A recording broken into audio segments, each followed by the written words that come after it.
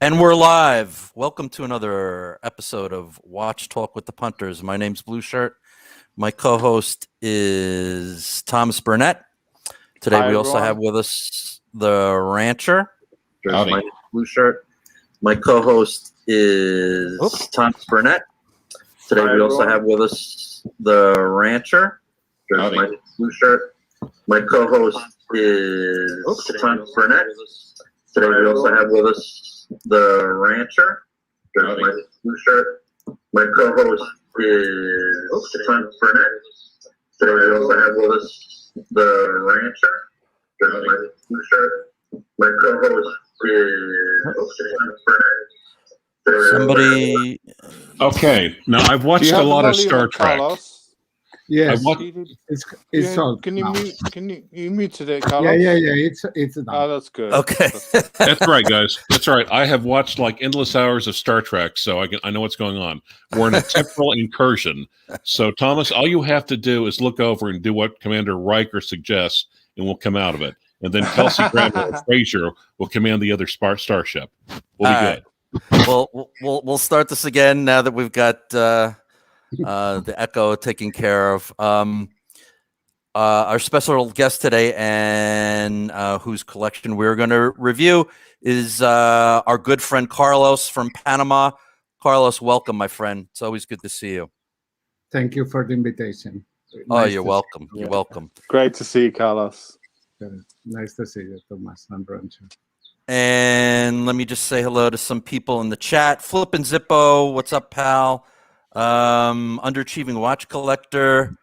Neo, please hop on. I sent you the link. Good to see you. Geezer, hello, my friend. Mason 1. Smoke Eater, watch yourself. Brent, Owl29. Abdul, always good to see you, my friend. Junior Johnson, our longtime friend.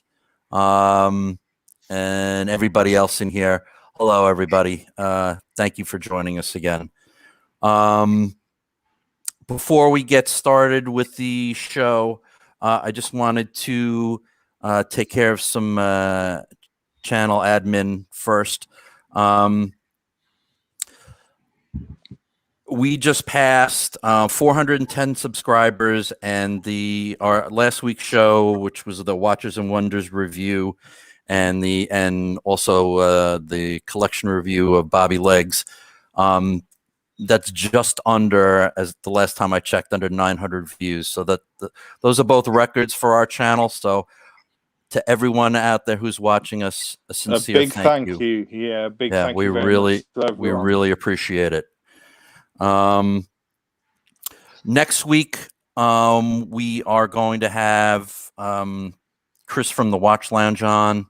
The following week, May 2nd, we're going to be reviewing the collection of Rick Remaker, Rick on Watches.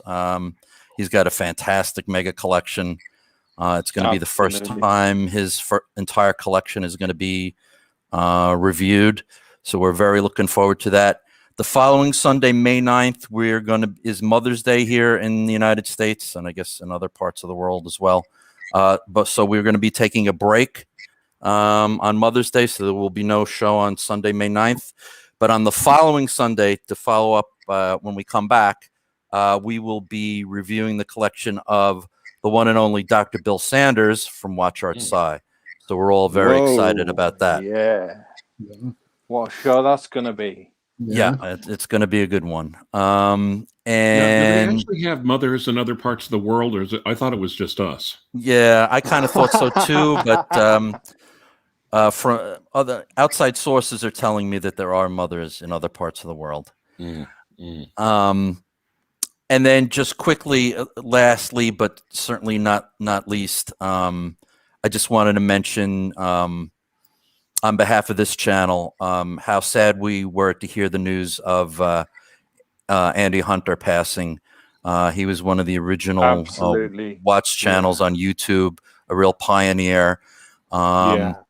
When I started getting into the watch channel scene, he was already winding down his channel, but I had 2 or 3 interactions with him on live streams, and he was always very nice, always jovial, loved life, had a great sense of humor, and from everybody here, he will be, and from around the community, he will be sorely missed. Absolutely. A very charismatic part of the YouTube watch community, I thought, and had a lot to say about the watch collecting circles, and he's sadly missed, I think.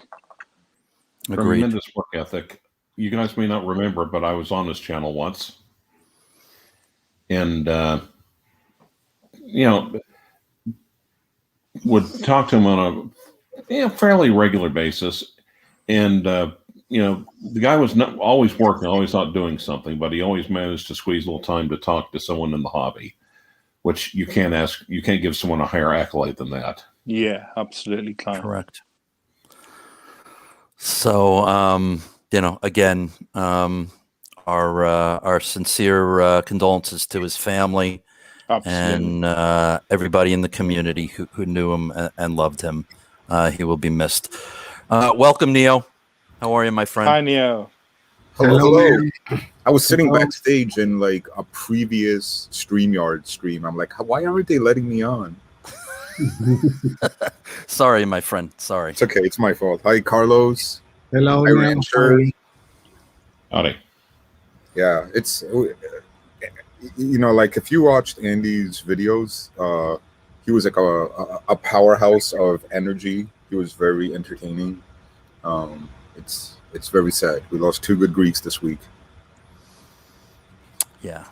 So again, condolences to his family. He will be sorely missed. All right.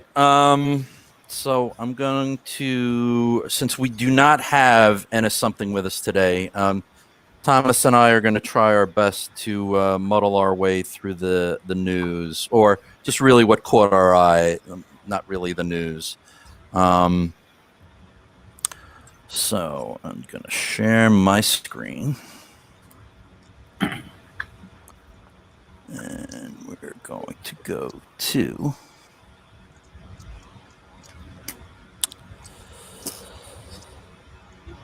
Nomos. Introduced some things from Watches and Wonders last week. Nomos Glasuit has made its first appearance at the all-virtual Watches and Wonders watch salon, showcasing timepieces in 3 of its Bauhaus-influenced collections. The releases, which include updated colorways and size expansions in the Nomos Tangente Metro and Club Campus lines, come on the heels of a relatively quiet 2020 for the German brand. Among that year's highlights were pieces celebrating Beethoven's 250th birthday, as well as commemorative models to honor the 175 years of watchmaking in Glasuit. Leading the schedule are the 2 additions to the brand's popular Tangente line, the Tangente Neomatic 41 and the Tangente 38 Doctors Without Borders. The Neomatic 41 in Midnight Blue is the latest refresh to the Tangente Neomatic 41 design since its last update in 2018. While design-wise and mechanically essentially the same as the 2018 version, the new Midnight Blue version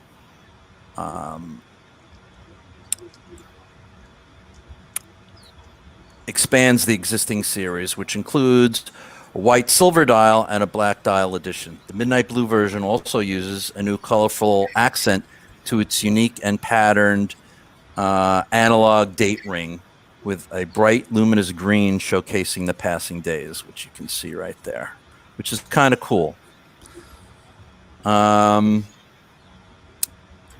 Tangente Neomatic 41 slim 41 millimeter steel case has a geometric super thin lugs, a small tight crown, and polished finishings throughout.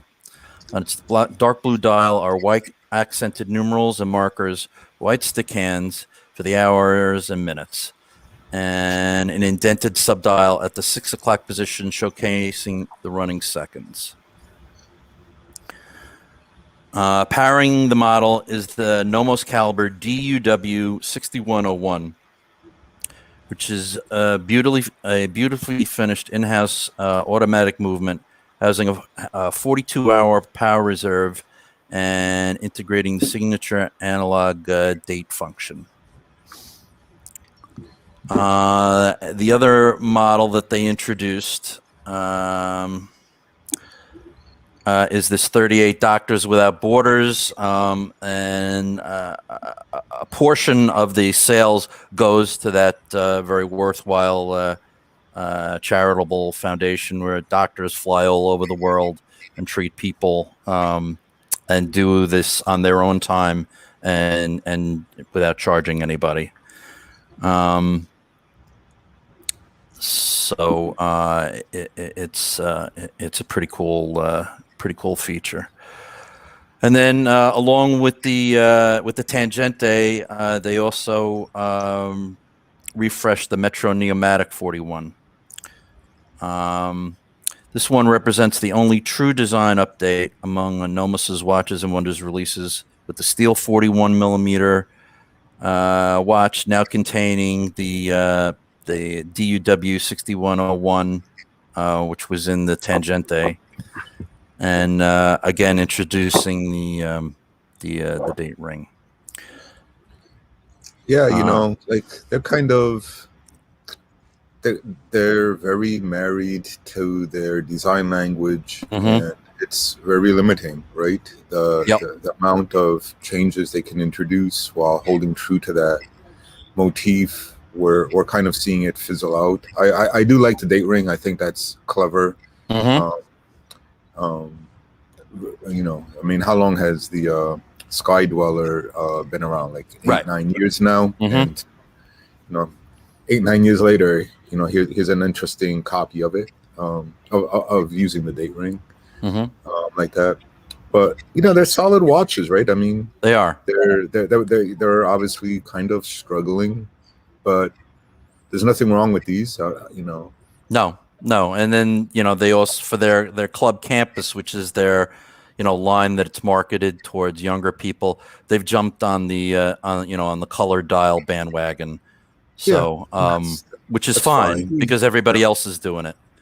I don't know if they've expanded their potential audience by much. I think that's still limited, but you know, I mean, there's nothing wrong with the Nomos. I mean, damn good watches. Well, I don't know. You see, the thing is, though, we're talking about the orange watch, and what comes into my mind is actually Chris from the Watch Lounge, because I think he's a Clemson fan, so every time there's a freaking orange watch, he will not shut up about it. Yes, that is true. He loves his orange. Well, and I'm thinking, of course, over here it's the Aggies, OSU. Right. But with all the brightly colored dials, I almost wonder if they're also pulling in like fans from various sports teams, both collegiate and professional. Yeah, it's possible. And these, while I respect these watches, these aren't to my taste, especially for older eyes. There's not a lot of contrast on a lot of the dials. Not everybody enjoys that Bauhaus look, but I mean, for what they charge, they don't charge big money for these watches. They have in-house movements for the most part. They're well built. The company isn't going anywhere. And if you're looking for a smaller watch, they have a wide range of,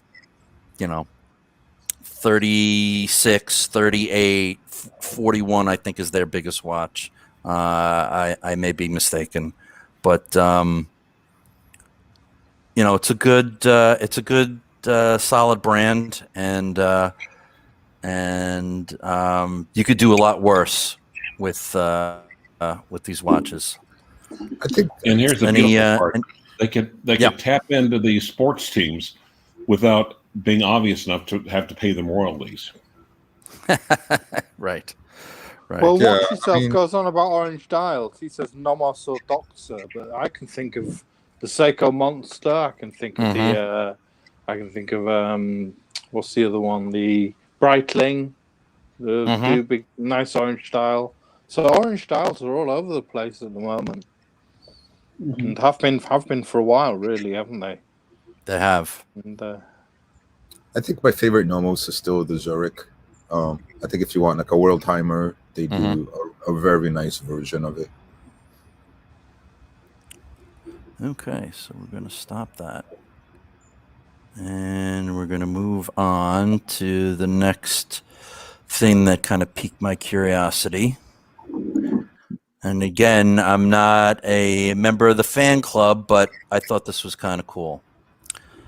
Panerai. I know, Thomas, you are a Panaristi and owner of one. like my Panerais, yeah. Now, they are not known for their chronographs, but they No. introduced a line of new chronographs. Few watch brands with military tool watch roots have attained the iconic heights of Panerai. Yet the Florentine Swiss brand has never really been known as a go-to maker of chronographs. At Watches and Wonders this past week, Panerai aimed to change that perception with the release of an entirely new series of stylish chronograph watches from the expansive Luminor collection. Panerai has been making chronograph-equipped timepieces since at least 1943. They completed their Mare Nostrum prototype for the company's longtime client, the Italian Navy. Well, that model never made it past the prototype stage. Its spirit lives on in the new Luminor Chrono. And the reason why it failed is by 1943, there basically wasn't an Italian Navy anymore. Right, because in 1943, Italy surrendered to the Allies. So, for those who want a little history. But anyway, so the Luminor Chrono collection has three references: the all in stainless steel cases. They include the PAM 01109 with a matte black dial and a black alligator strap, the PAM 01218 with a matte white dial and a black alligator strap, and that one's down there. And the blue sateen Soleil dial and a new brushed and polished steel bracelet, which is something when you're thinking Panerai, you're not really thinking bracelet. So it's nice to see them step out of their box a little bit. I think that's rather a good-looking watch. Now, it's a big boy. It's 44 mil. But I kind of like it. I'm also not the biggest fan of the white dial Panerais, but no one is. Yeah, but I think that kind of looks good. Yeah, it looks good. Looks good. I quite like the white dials, Neo. To be honest, I mean, I know they're not the favourites of the Panaristi, but I know what you're saying. But I do like the white dials myself. Yeah. Yeah. But it does look great on that bracelet. I mean, mine's on a bracelet and mine's on titanium bracelet, but I think that looks cracking. I really like that chronograph look. It's just yeah, and I think that they chose to do a bicompax was the smart decision. That a tricompax chronograph would be too busy, even on a big watch. I think this suits it a lot better. Yeah. I think you're right there, blue shirt, definitely. Yeah, but, you know, people always talk about the Panerais as being big, and because they are obviously, but they're very wearable. You know, like I've never had like a really large one, but my 111 is very wearable, very comfortable. Thomas, you wear yours all the time, right? You wear yours. Yeah. Like, do you ever think like, oh my God, I've got a big clunky watch on?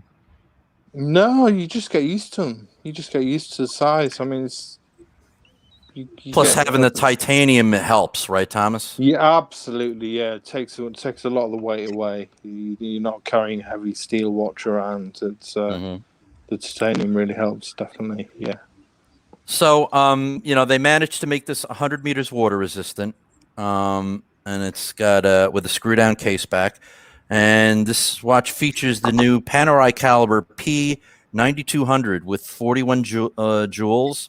It beats a 28.8 with a 42-hour power reserve, which is, it's not fantastic, but it's decent.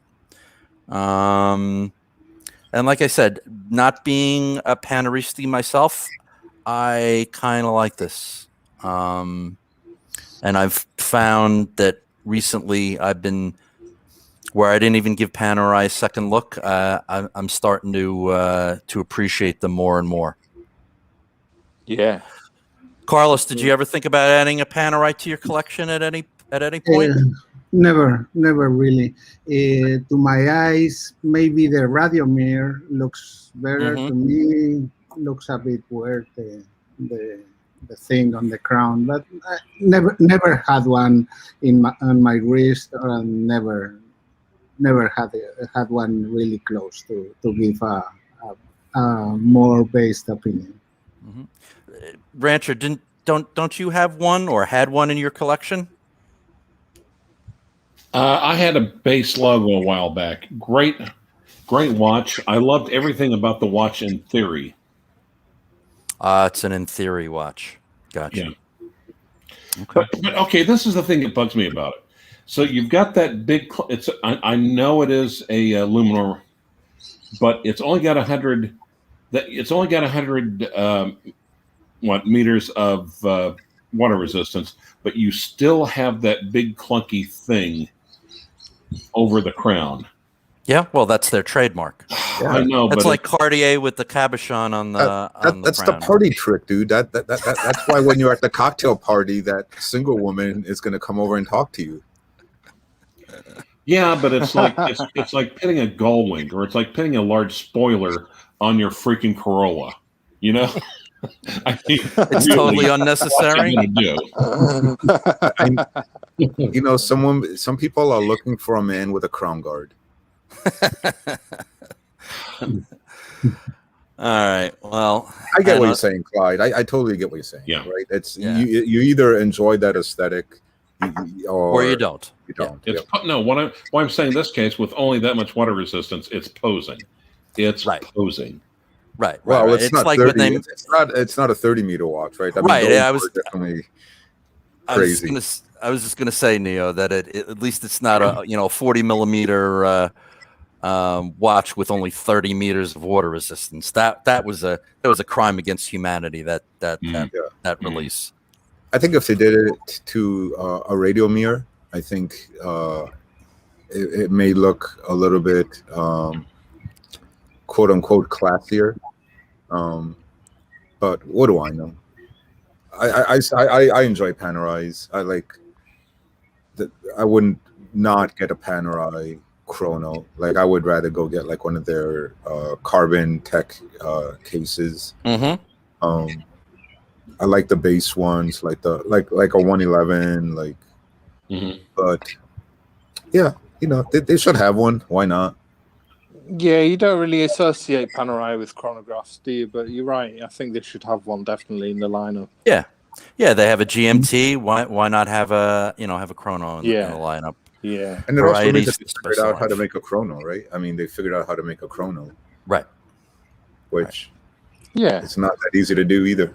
No, it's not.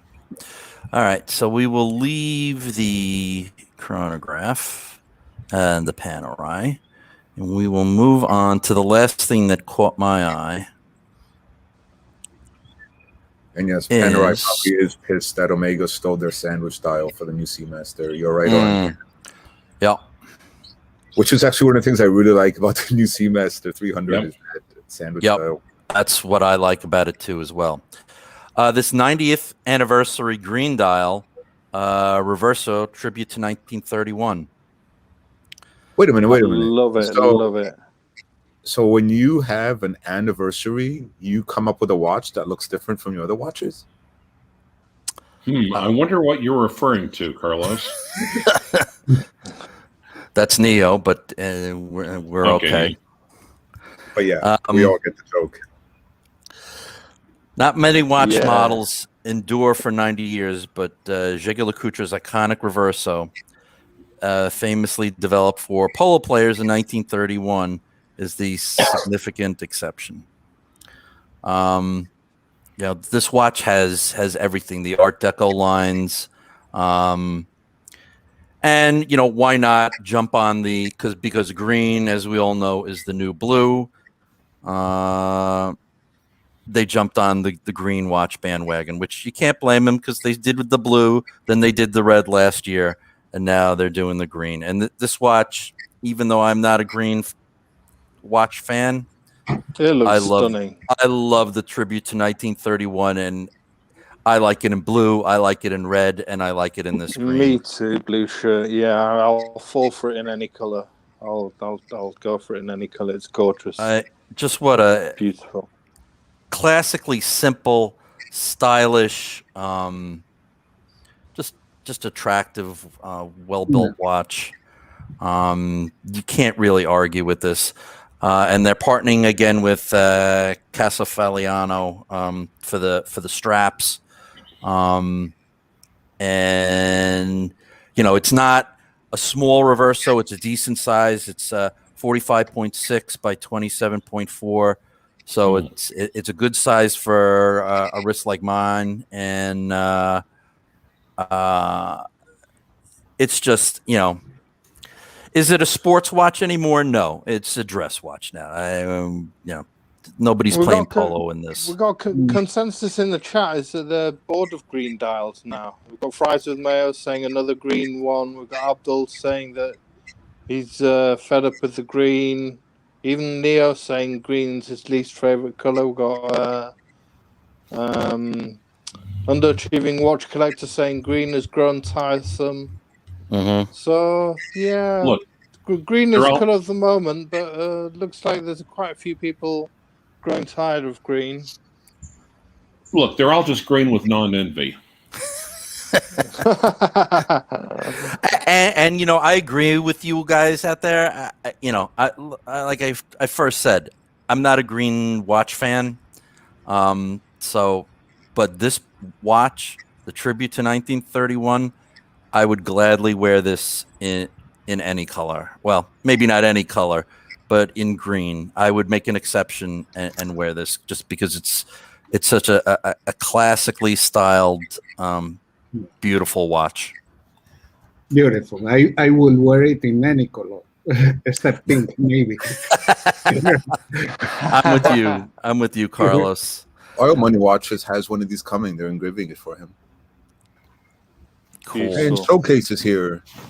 Yeah, James, hello, welcome. Thank you for joining us. Orange Hand, Ken Spear, welcome, guys. Watch yourself. Oil Money Watches. Everybody who's Showcase just picked up green Grand Seiko. And I must say, Showcase is a beautiful watch. That new GS yes. It's a really nice GMT. Really and nice another green dial on it. Green dial. Gorgeous. Yes. Gorgeous and watch. we will be, James has totally revamped his collection, and we will be reviewing his new and improved collection on June 6th. So that's something to look forward to. Wait. You mean we actually plan these things ahead of time? Yeah, there's a little forethought. Not much, but a little. It's not always by the seat of our pants. So anyway, we'll leave the Reverso since everybody's tired of green watches.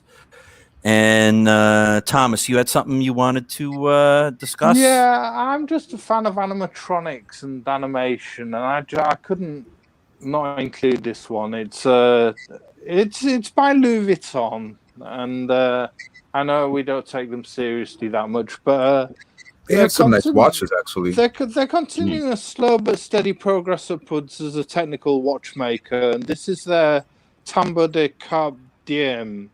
It's a flagship watch for 2021, and the Carpe Diem is a minute repeater with a quadruple jacquemart.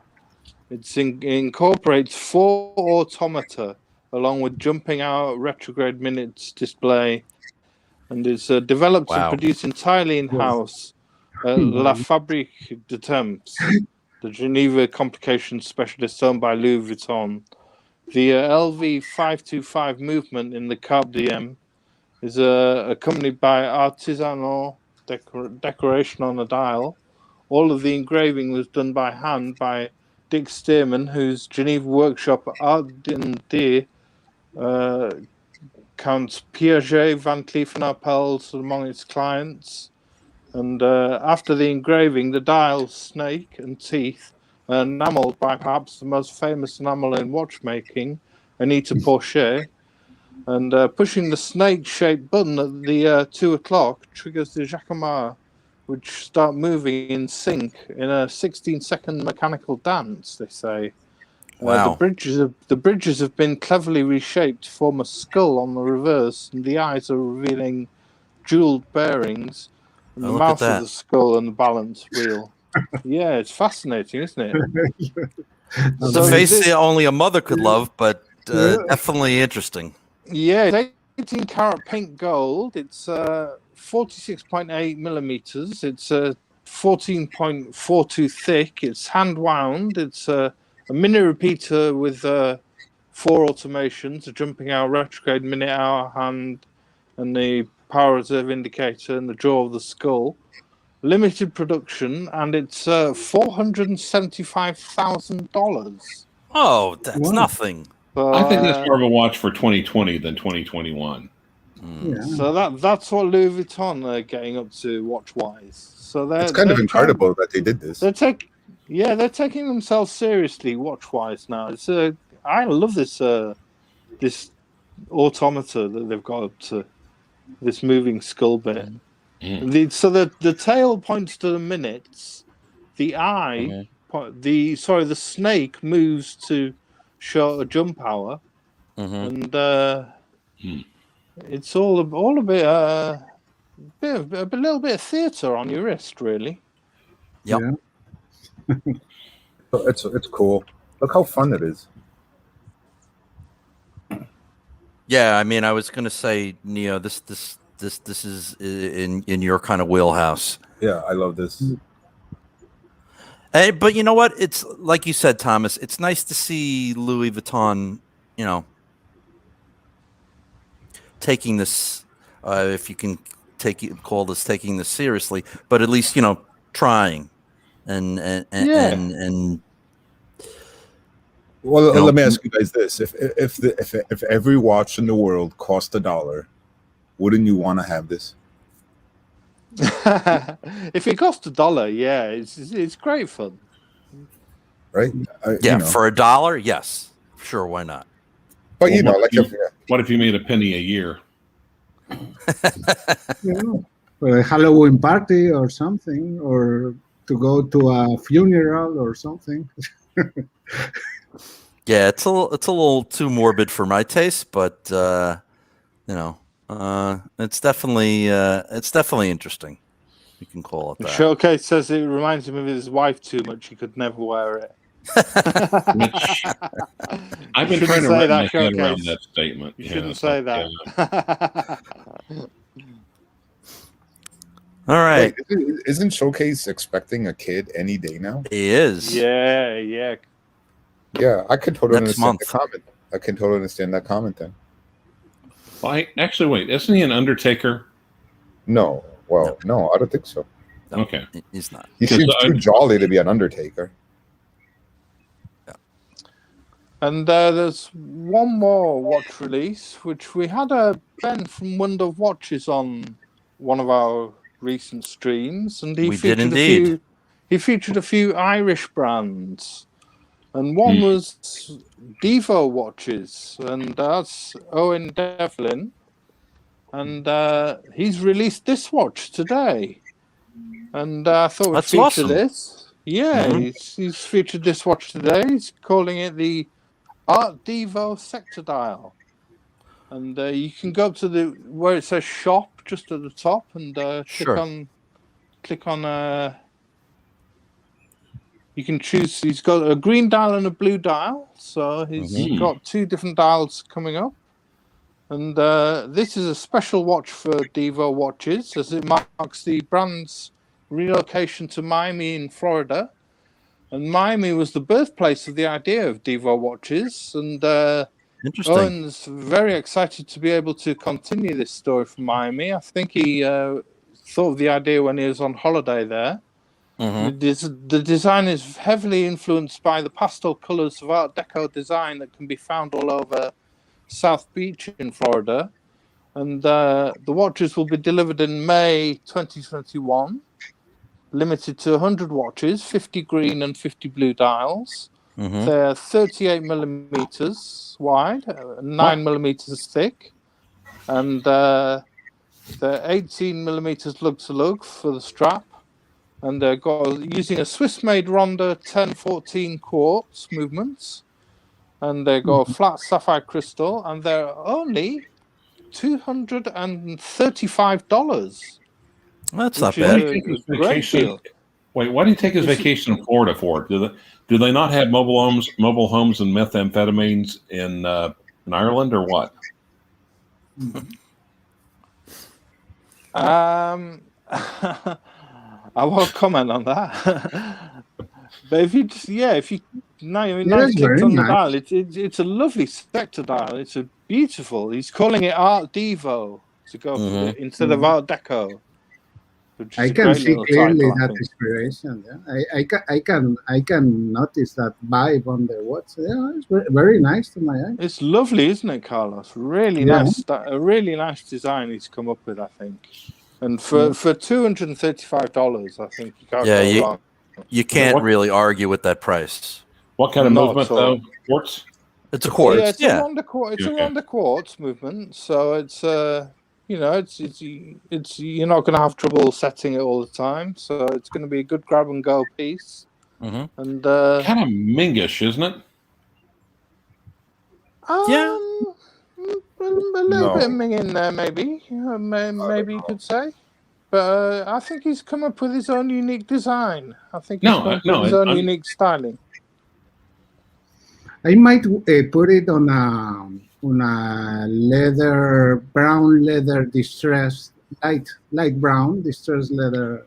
Right? Would be nice, yeah. What are you thinking, Neo, on this one? I saw this earlier today, and it caused me to do a double look, because I was like, this is actually, I like the proportions of the dial, the way things are placed. It's a good look. I think I'd go with the pastel blue one myself, but that's just because of my unfavoritism of green. Check out the blue one if you want. Just go back and check out the blue dial. He's got. I think it's on the. You'd have to go back and just click on the. Just click on the blue dial one second from left. Abdul is basically giving us some in-depth critique. So the design, the styling, and it's a mishmash from the 40s and 50s. Art Deco, sector dials. The case has a bit of tier lugs as well. I think it's a lovely design. I think it's done really well. $250, quartz watch, sapphire crystal. Sorry. Yeah, less than $250. Yep. Yeah. A great deal. So everyone, if you want to support Devo watches and get out there before they get sold out, there's only 50 of each color. Right. I'm seeing Devo watches talked about more and more lately. So good for him. Yeah. Yeah, absolutely. It's kind of nice. I like it. All right. So we'll come out of that, and that's about it for Watch News What? this week? Why is everyone saying the word Ming should be banned for a year? Well, I think some people are a little, they're a Minged little out? minged out. Yeah, that they need to take a break. But Yeah. for what they are, they're a nice watch. I came so close to buying a Ming earlier this week. I had it in my cart. In your cart, yeah. Yeah, I was gonna press the button, and I was like, the only reason I'm buying this is to flip it. Maybe I shouldn't buy it. And that's always a good. I just walked away from it. Yeah, you made a wise choice. That's not a reason to buy a watch. Is just to flip it. I figured I'd give it to somebody who actually wanted it, but probably went to another flipper. Yeah. So no. All right. Buying to flip, no, you shouldn't do that. Now, buying it to infuriate someone is a worthy goal. Oh yeah, that is 100%. What's watch collecting without showing people that you've got a bigger member than they do? All right, Thomas, shall we move on to our special guest? Let's move on to Carlos. All right, Great. Tell us about yourself, Carlos. So you've been in. Yeah, when did you start collecting watches or start first liking watches? We've seen you on the scene. We've seen you on the scene quite a lot, and we know your name from the different watch streams, and seen you around and about, and tell us about your watches, Carlos, and how you got into it, and when did it start? First of all, I don't consider myself a collector. I like watches. I like watches, but and neither I am very technical about it. I don't know a lot about the movements and about the technical side. I usually purchase watches that I really like. Most of the times, especially if they are, let's say, expensive watches, they usually correspond with any live event or something that I want to highlight or to celebrate. And I don't know what to say. I assume that as everybody, I started wearing watches. I think that my first watch was a gift from my grandfather's on my first communion. I remember that it was a Timex manual wind, not automatic. And then I started to wear watches, and I think my first, let's say, quality or luxury from that point of view was a gift from my father's. We are going to see it later. And yeah, I remember wearing that Timex for several years and wearing Casio since the beginning. Also, I really like it at that time, the digital watches. And yeah, that is. And regarding myself, yeah, that is what we do. And usually every time that we have an occasion, usually we purchase a watch for me and one for my wife. She has also a very, very nice collection of watches. Lovely. Awesome. Yeah. And I don't know what to say. Yeah, I go into the watch streams. I like the community, and I think that we have become good friends of some people. And yeah, but the only thing that what happens to me is that I have the feeling, as I don't investigate it a lot and I don't go very deep on the technical details, it's quite easy for me to get lost on it. So what watch are you showing us here then? Is this a Casio G-Shock you got? Yeah, it's a G-Shock. I have several of these. This is the one that I have currently. Usually, I think it's I don't remember exactly the models, but it's one of the typical ones. Usually, as my kids lost any of the watches, I used to give them one. And I think that this is like my sixth this so-called this shape on my life, and I like this. That is, it has a kind of cordura or textile strap, and I like how is the inverted font, and yeah, I like it. I like it. I use it as a beater when I am going to a place that I really need something really rugged and that can be really hard, like sailing or fishing or something like that. Yeah, everyone needs a beater. Absolutely. Indeed, a good. That's an excellent grab and go. You know, Yeah, you don't care, or you don't know what you're going to run into during the day kind of watch. yeah, yeah. I would prefer if it will have the red loom at night for not losing the the vision at night Mhm. with the white loom. But yeah, for me that is what is missing on that specific watch. Hey, The vision. Carlos. Hey, perfect. Carlos, in the middle of the night when you can't see your watch, that button on the top right, try pressing it. Yeah. And yeah, I like it. I like it. I don't know. I think that I purchased this. I purchased this 4 or 5 years ago. I don't know. I don't know. My son has this same model on different kind of a strap. Mhm. Yeah. Great. Yeah, So you got a watch that you share with your son. You got a style of watch that you share with your son, which is nice. exactly. Yeah. Let's say that my son go to a summer camp. For sure, he will be needing a watch because he will have lost the previous one or broken it or whatever. And yeah, take this. That is what I do. Yeah, definitely. All right, so we'll move on to the next one. No, yeah, that is my Swatch.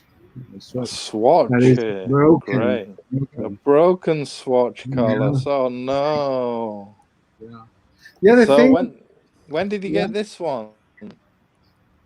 Long time ago, I would say, like on the very beginning, let's say, of the public or mainstream internet. uh, I was at that time very in that environment of in that time I was operator of a bulletin board system. I have been very lucky of, of, of knowing internet since the very beginning. My first modem was 1.200 BPS, and yeah, and I purchased it. I wore it for a long time, In fact, this was watch that I used to wear to work and to everything. And in fact, regarding, I included this watch in the collection because in fact it's a watch that is special for me. When I get married, I wear this watch instead of other that I had more expensive. And Mhm. my wife used to say that is the most romantic thing that I have done. You can see that the level is not very high about the expectations. If wearing this swatch at my wedding is the most romantic thing that I have done. And also what happened is that, yeah, also we have to be in our relation for some time using internet while my wife was studying a master in USA. And yeah, for us was, and at that time that was not so easy. It was the very beginning of the internet.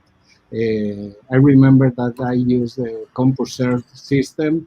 At that time, I think that the World Wide Web hadn't been invented yet at that time. And yeah, and we write a lot of emails. I remember that she had an email of on North Carolina State University, and yeah, we have to be in contact using email for, I would say, a year and a half or something. and that is a bit the reason for this. It's broken now. I assume that I don't know what will happen with the battery. I don't know if it gets Oh, bad. you've got to fix this watch, Carlos. You want it for your wedding. Yeah. This is a keeper. Absolutely. Yeah. Of course, it's a keeper. I don't know. Maybe someday I will. For sure, of course the strap is destroyed, and you can imagine. Yeah, but maybe someday I will fix it. You know, when you listen to Carlos talk about what his next watch may be, because he has an anniversary coming up, he doesn't need this watch. When he gets that other one, he doesn't need this one. You say that, Neil, but this has a lot of you know, a lot of sentimental value. And, Right. Yes, of course, definitely, and yeah, and maybe if I had to really save only one watch on my collection, it would be hard not to get this one. Let's say in a fire in my house, Mm-hmm. it will be hard not to get this one. Yeah, I bet. I expect not to be in the situation, and probably I will get other watch, but yeah, it will be hard not to get this one on that situation that I have to save only one watch. Like Abdul says, he thinks sentimental value is much higher than monetary value, and I think he's right. Yeah. Yeah, definitely. I mean, that's one of the things that endears us to watches is the memories that are associated with them when you were wearing them. Yeah. That's, at least to me, that's one of the great things about this hobby. Yes, that is what happens to me also. That as all the watches has a kind of connection to me. I think that I never purchase a watch, let's say on the go, on a rush, or let's say without thinking or without having a really, especially let's say expensive watch. Yeah? Then what happens to me is that if they go into my collection, they will not live. In fact, I've only left one watch to other people. Yes, I have one watch ready to be given to my son, and I used to have also a Tissot T-Touch that I gave to my son on his high school graduation. But I, in fact, I would never thought on selling a watch or something like that while I sold one. Mm-hmm. Yeah. No, I agree with you. I agree with you, Carlos, for sure. Mm-hmm. All right. So we'll move on to the next one. A Breitling. An Annie Digi. Wow. Yeah, this was my first, let's say, expensive watch. It was a gift from my parents. I would say, I don't know what year, around 85 or 90, 1990 or something like that. And yeah, this was my nice watch for a lot of time. I wear it, I would say 5 years, 6 years almost, every day. This was competing with the Swatch at that time. Now, I when it runs out of battery, I go to change it. Now you cannot appreciate on the picture, but now the digital part is very dim, and but I think that I've not used this watch for, I would say, 15 years or something like that. But I like to have it. I used to use it for work and for everything. Yeah, and Smokey is just saying that you reference your family often and then it shows what truly is important. I couldn't have said it better, Smoke Eater. Absolutely, yeah, Smoking so damn right. Yeah. So, Neo, you're the Annie Digi, the big Annie Digi fan here. What do you think? I like it. Yeah, I mean, I like Breitling. the field watch aesthetic that it kind of has. But yeah. I like big aviation. I like navigation. Something that I like. I like the idea of breathing. Yeah, I really like it a lot. I think that I've changed the strap on this one like 3 or 4 times. 3 or 4 times. Okay, so it's been around the block with you a couple times, right, Carlos? Yeah, definitely. That's really nice to know that it's been worn. That's the best thing to know. That's the best part of it. Yeah, because that's what watches are for. They're for wearing and for experiencing life with. And I think we can all agree with that after this last year where we've all been locked down and kept away from experiencing different people and different things. Now that things are starting to ease up again, get out there with your watches and absolutely live a life and put some mileage on them. Wear your watches and give them experiences. Yeah, exactly. So this early on, this one saw a lot of wear time, Carlos, but now it's kind of taking a back seat. I have a bit more redundant. I have it when the battery runs up. I change it, but yeah, I never will. Really. No, gotcha. But I like to have it. Maybe I will gift it to a son, to one of my sons someday. I don't know. Maybe that kind of thing could happen. Yeah, make sure you update the battery. You don't want the battery to explode in there and then ruin the inside. But in your sailing adventures, Carlos, did you ever use the compass bezel? No, never. And I would never wear a luxury watch in a I don't blame you. If you need to do something. Yeah, I would say that I don't baby my watches, but neither I put them on a, let's say, bad situation like that, especially if it's something planned or something.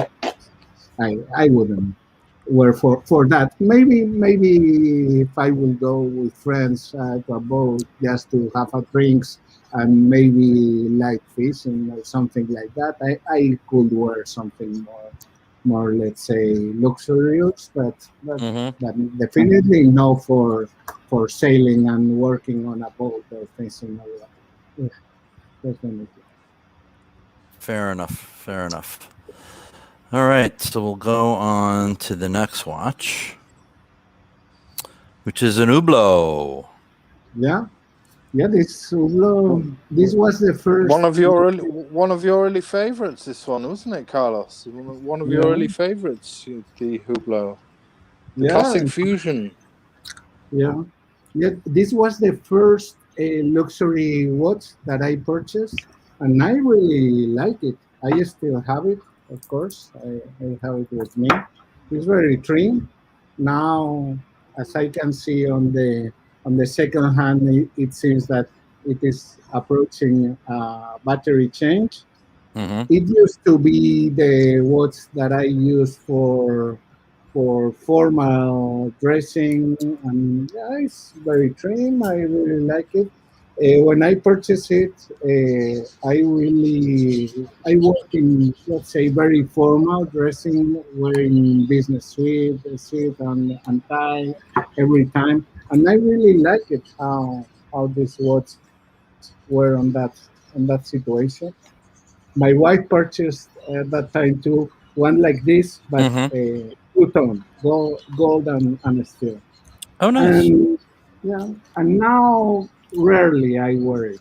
I used to wear it before before purchasing one of the later that we are going to have as a formal dress what for me was great.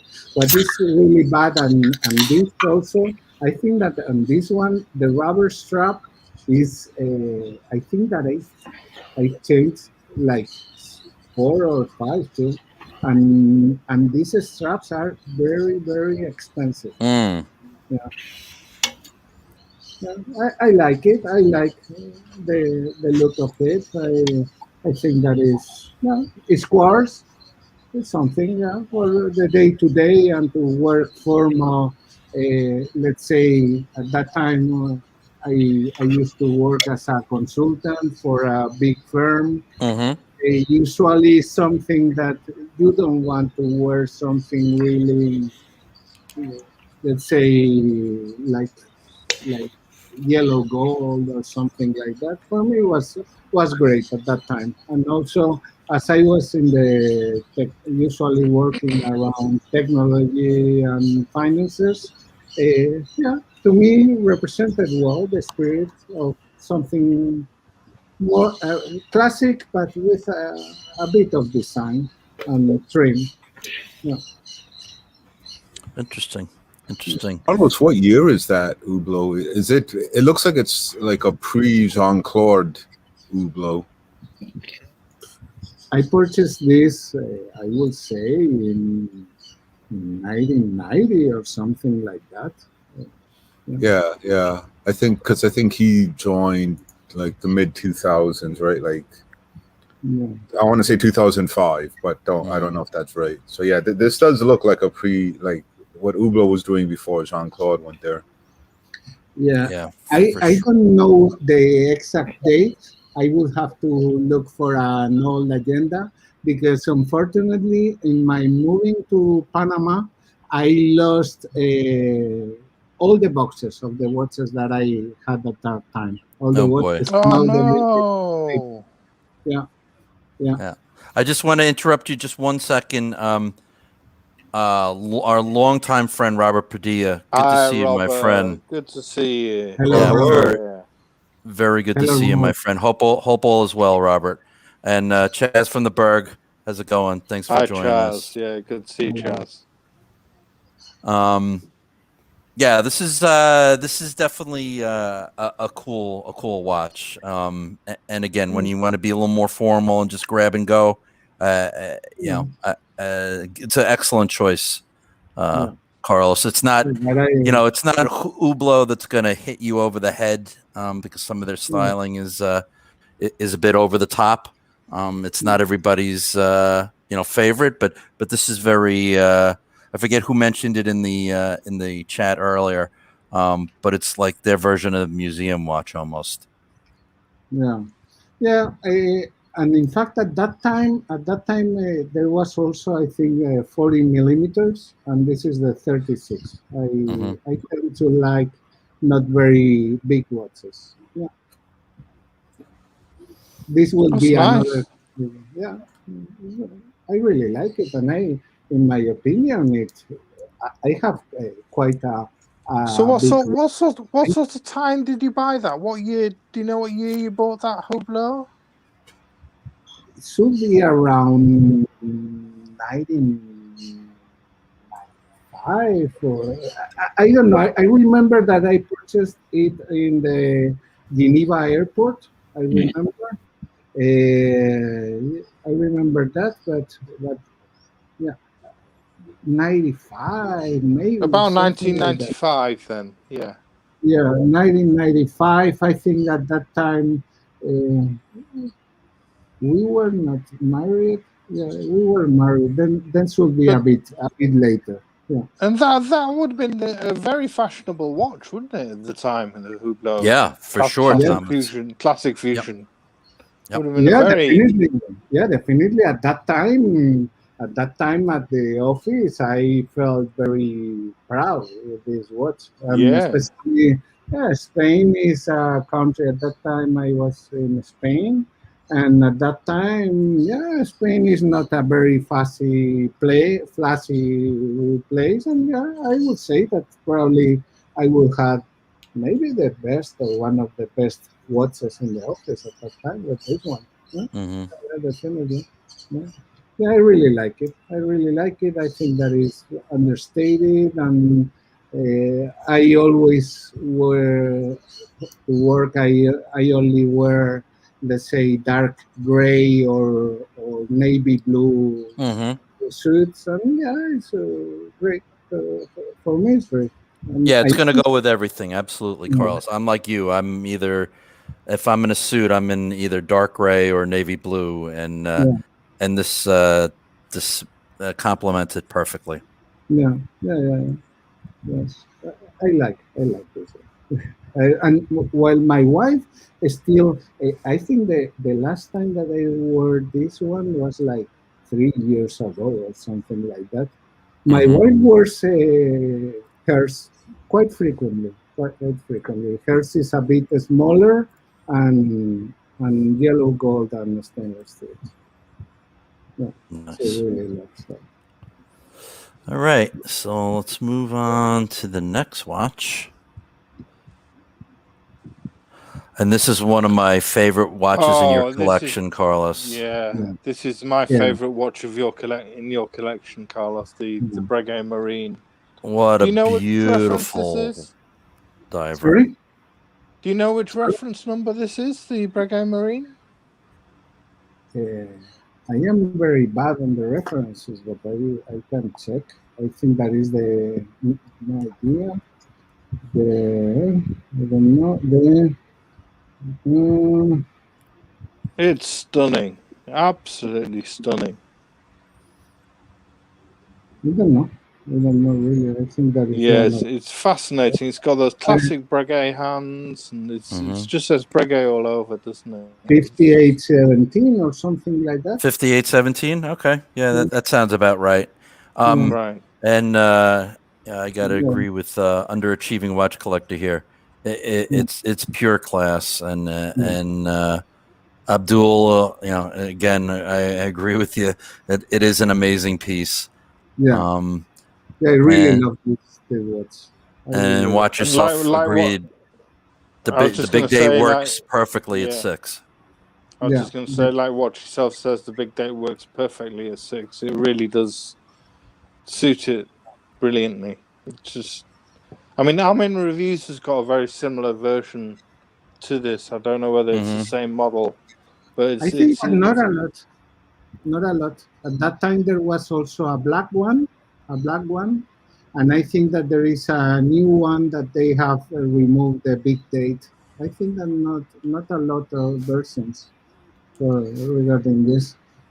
This one I purchased it, I think, around 90, maybe 2000, around 2000. I purchased this right. in Geneva too. I remember that I purchased it in the boutique.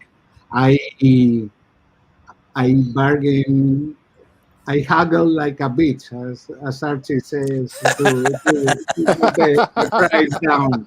Yeah, a lot. Yeah, a lot. I think that I got, yeah, quite a, I would say, like 25% in Geneva or 30.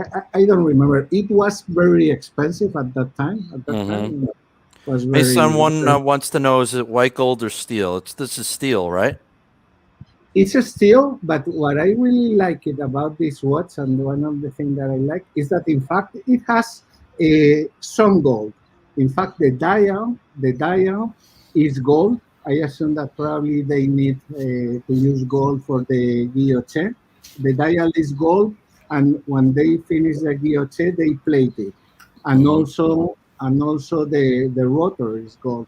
And I really like it, that idea of having gold that you cannot see it.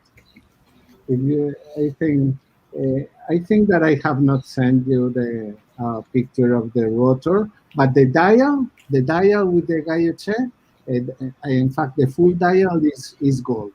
Is Mm-hmm. gold. They played it after, you know. Right. And I really like it. At that time, I remember that it was we had a good news at that time, and at that time I just finished my yacht captain license. I had to study a lot and to do a lot of exercises about celestial navigation, about how to use the compass. I remember that that time I learned the importance of the marine chronometers, and as used to happen with me, when I go into something, I go very deep. At that time, really liked the history of the watchmaking and the marine chronometers, and I remember perfectly that I saw an advertising of this watch in a magazine in a plane, and yeah, I got fascinated. I thought it, yeah, a bit, and I purchased it. And it's very nice, very nice. To me, it's a watch that I still use. This is the second strap that I replaced it. I think that like 2 years ago or something. As it was starting to not giving very good time, and I sent it to the service center. Yeah, yeah, and also now with 52 years, the big date is something that I really appreciate. I agree with you, Carlos, 100%. The big date, as your eyes get older, is a huge plus. And it looks cool, right? It's a very modern a way of displaying the date. I was close to purchase also the black one. While I prefer this one, I prefer the silver one. I was close to purchase the black one too. In fact, I remember that I just arrived here to Panama. I went to an AV that we had here in Panama that they had reggae. And in fact, I told him, if you give me the black one at the same price that I purchased it in Geneva, I will purchase. And he didn't believe he didn't do it. And, yeah, he didn't do it. Oh, Thomas, you can. You've got the best. You've got the best one here anyway, Carlos. Yeah. You don't want the black. Yeah, I like it. Yeah, that gear shade in the middle, that gear shade pattern in the middle is just breathtaking, like Blue Shirt says. Look the rotor. The rotor is very, very nice. Stunning. And is there anything better, Thomas, than blued Breguet hands? I don't think there is. I can fall all over them. I'm falling. Oh. Yeah, I like. In my opinion, of course, my opinion is biased because I am the owner of this watch. But I think that the interpretation of the classical Breguet clues and making them sporty with the coin edging, with the guilloche, the big date, the Roman numeral, the blue hands with loom, but yeah, it maintains the classical design brought up to date, isn't it? It's yeah. I think that they are requesting full screen. I don't know. That's what I was actually typing in the chat, is if we could bring you to full screen to look at this. Yeah. I can do it. Yeah. No, that's me. Yeah. Hold on. And yeah, like if you don't enjoy this watch more than anyone else having bought it, yeah. Why would we enjoy it as much as you? Like this is the great part about watching people's collection reviews, is you get to hear the enthusiasm they have about the watches that they spent their money on. Yeah, and in fact, for me, it was a bit of surprise when I sent it to the service center for the maintenance. It wasn't cheap, but I was expecting more expensive. Yeah.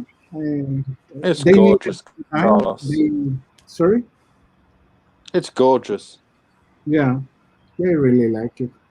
It has also, I assume that was a bit more expensive, the maintenance, because it has I assume that it has two additional complications, the the Grand Date, and also has a double power bar. Yeah, yeah, I really like it. I really like it. Yeah, it's beautiful. It's gorgeous.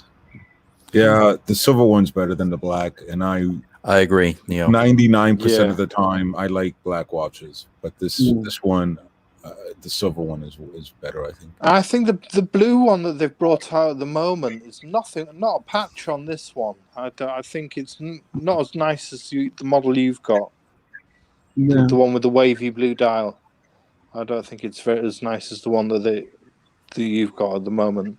The one that I think this one is the best of the bunch. Definitely, Carlos. You really snared the right model there. Yeah, I don't know. I'm not sure if this one is still in production. I think that it is still on Breguet website. I have the feeling that the new Marines in the stainless steel, they have removed the big date, and I'm not sure if it's still in production, this one.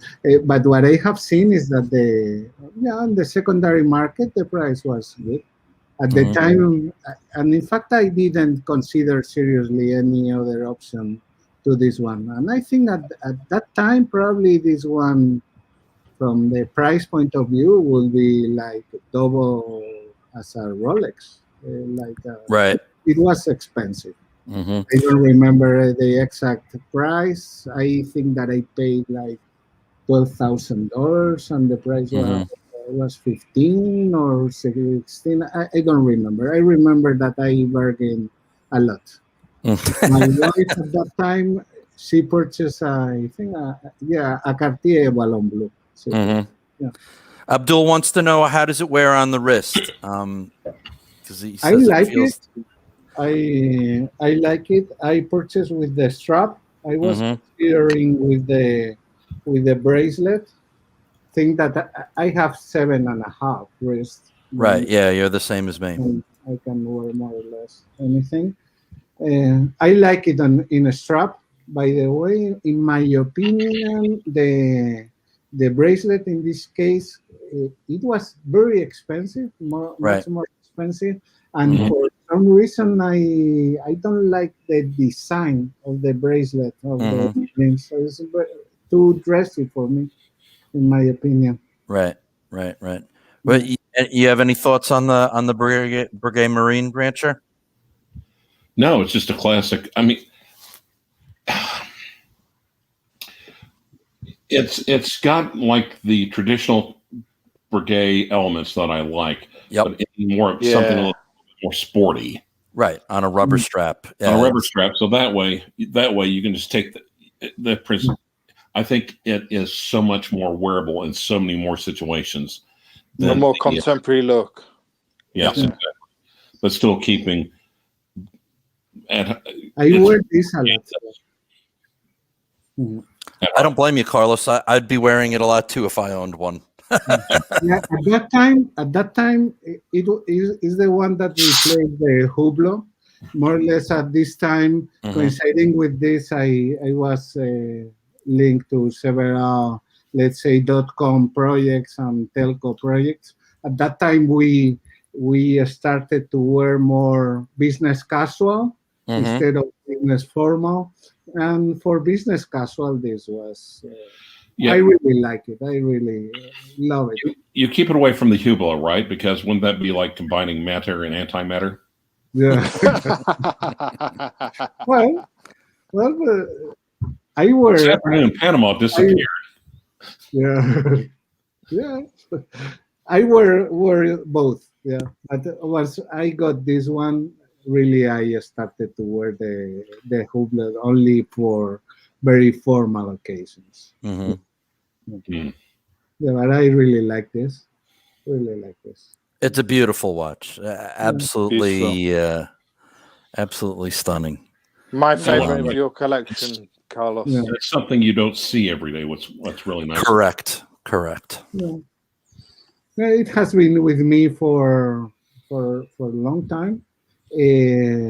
I asked when they did the maintenance. I asked for only very, very light polish, and I think that they did a very good work. would work. Yeah, it was more, let's say, bit. Yeah. I wore this a lot, a lot. Mm-hmm. Yeah, definitely. Cool. Sometimes I think on replacing the strap, and sometimes I think on putting it on a kind of black stingray strap or something. Mm-hmm. But I think that the rubber works very, very good. Yeah. Agreed. Yeah. Agreed. And like the rancher Definitely. says, it makes it a lot more versatile. Have you seen Thomas's Stingray? It's pretty nice. Mhm. True. Yeah, Stingray is nice. straps are really nice. Mhm. Yeah, I would get with Aaron over Combat Straps, send him a copy, and just say, "What do you think?" Right. And just let him do his thing. He'll get back when you say, "Here's what I would suggest." Yeah. Yeah, but the truth is that as now I wear it, so I don't wear it much now. It's something that I wear it from time to time, but not much. Yeah. I like it. I really Well, like we'll move on to the watches that you wear at the moment, then, shall we, Carlos? Sure. Well, I don't wear this much. This What was have we got from, here? yeah. What happens with this is quite fun. I went to the bank, to the safe, and I started to tidy it a bit, and I really forgot about this watch for years. For years. It is from a deceased relative, and what is or at least fun about this is that yeah, you can see that it's an integrated bracelet, and but curiously is my size. Curiously is my size. I think that is broken. I haven't tried to wind up, but I can see I see something strange on the crown. I am thinking this summer I will go to Madrid. I am going to service a watch that we are going to see later, and maybe I will. Yeah, but I'm not sure if I will wear it. If I really, yeah, it's a small. Who's this made by, Carlos? Yeah, It's an Omega, right? yeah, it's Omega. Right. I think that is Omega Constellation. Yeah. Right. Well, do you know Here's what the funny size it is, thing. Carlos? Small. I would say that is 34 or something. 34. Okay. Yeah, that's what I was thinking.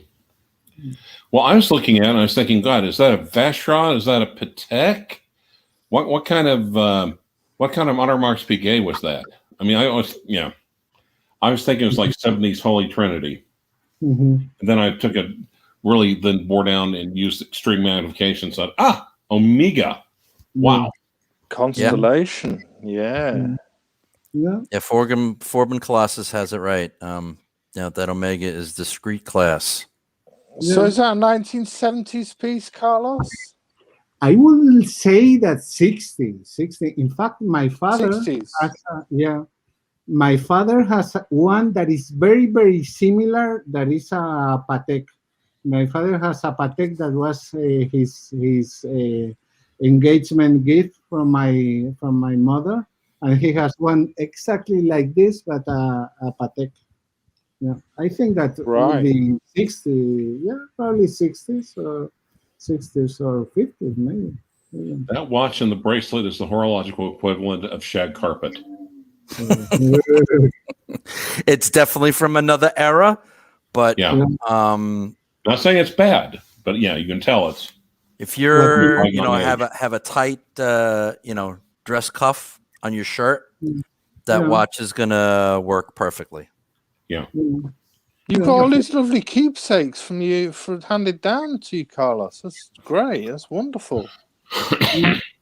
Yeah, and it was very fun when I found it. It has been on let's say on a dark place in a safe for a lot of time, and to me what was a surprise is that it's my size. That was a surprise. Nice. Yeah. Nice. Great.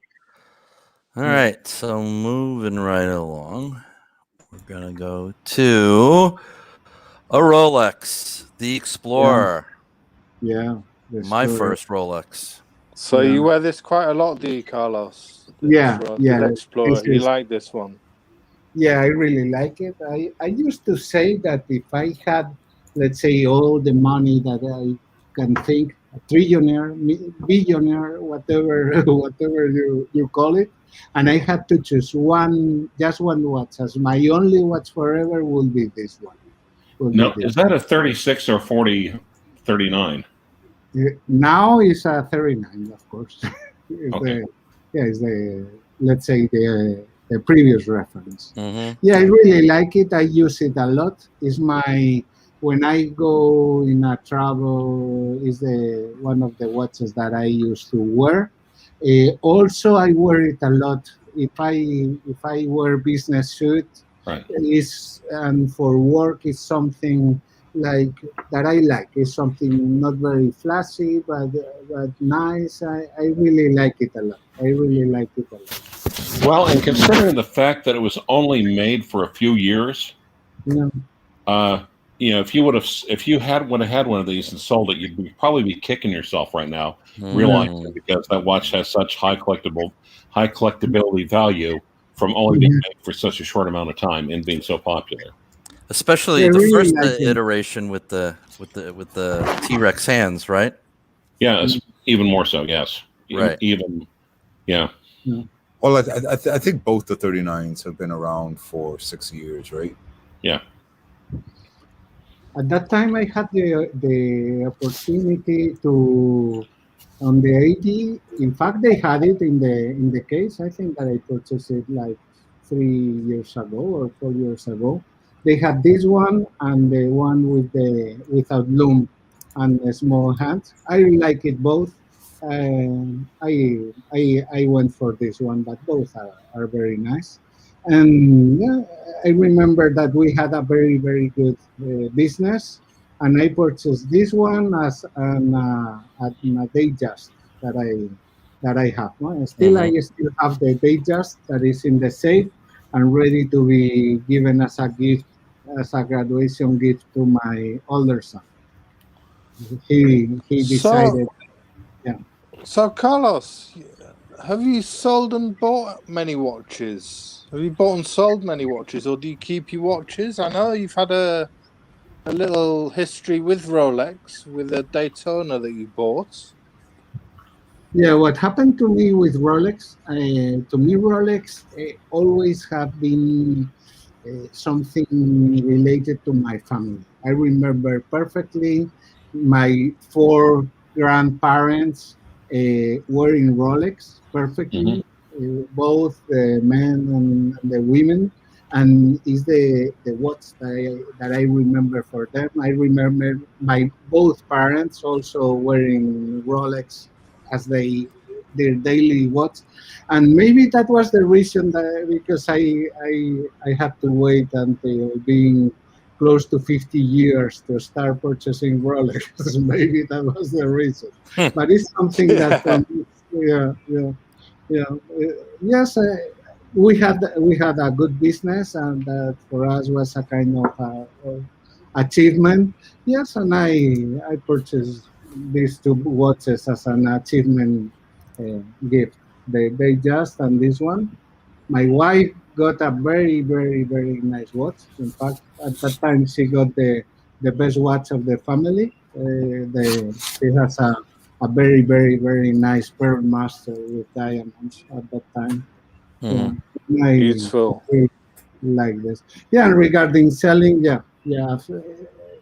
I had a Daytona that I really love it, a Panda. I really, really love it. How look it. It was my 50 years gift. I was very lucky. I asked for it and I had it on the ID in less than 2 months.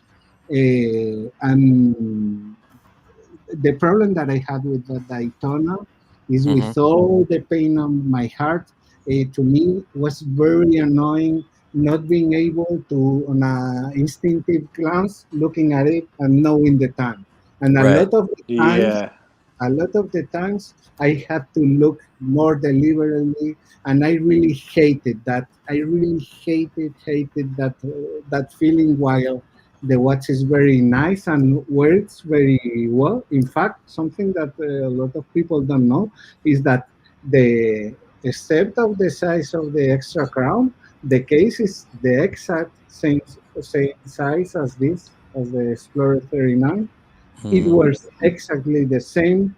It's very nice, and yeah, and in fact, I offered my when I noticed that I didn't wanted that watch, I told to my son, yeah, for your graduation that is going to be now in 2 years. At that time, he was starting on the college. Would you want this Daytona? Also, at that time, I realized that I were not going to keep the Datejust, and and I offer both to him. Also, at that time, the Datejust is the Datejust with floated with vessel and the Jubilee with the hidden clasp. That also is a very special watch and very nice watch. And interestingly, while he knew that the Daytona price was much higher and now more higher than that, he decided for the Datejust. So I had to say goodbye to the Daytona, and the Datejust is in the safe. By the way, I will recommend now to my son if he will change his mind. He's also quite tall, like me more or less, but he's more. Let's say he has more. Of course, he's more slim, but also has a much slimmer constitution, and his wrists are smaller. I think that for him, and thinking on his professional life, the perfect watch for him will be the new Explorer, the Explorer 36. If he would change, it will be perfect for him, that one. Yeah, yeah, maybe that's what Rolex is thinking. I think that 39 is perfect. It does everything. It's in my mind as close to the perfect watch as possible. And I'm with you. If I had to just choose, if I was only allowed to wear one watch and one watch only, it would be that one.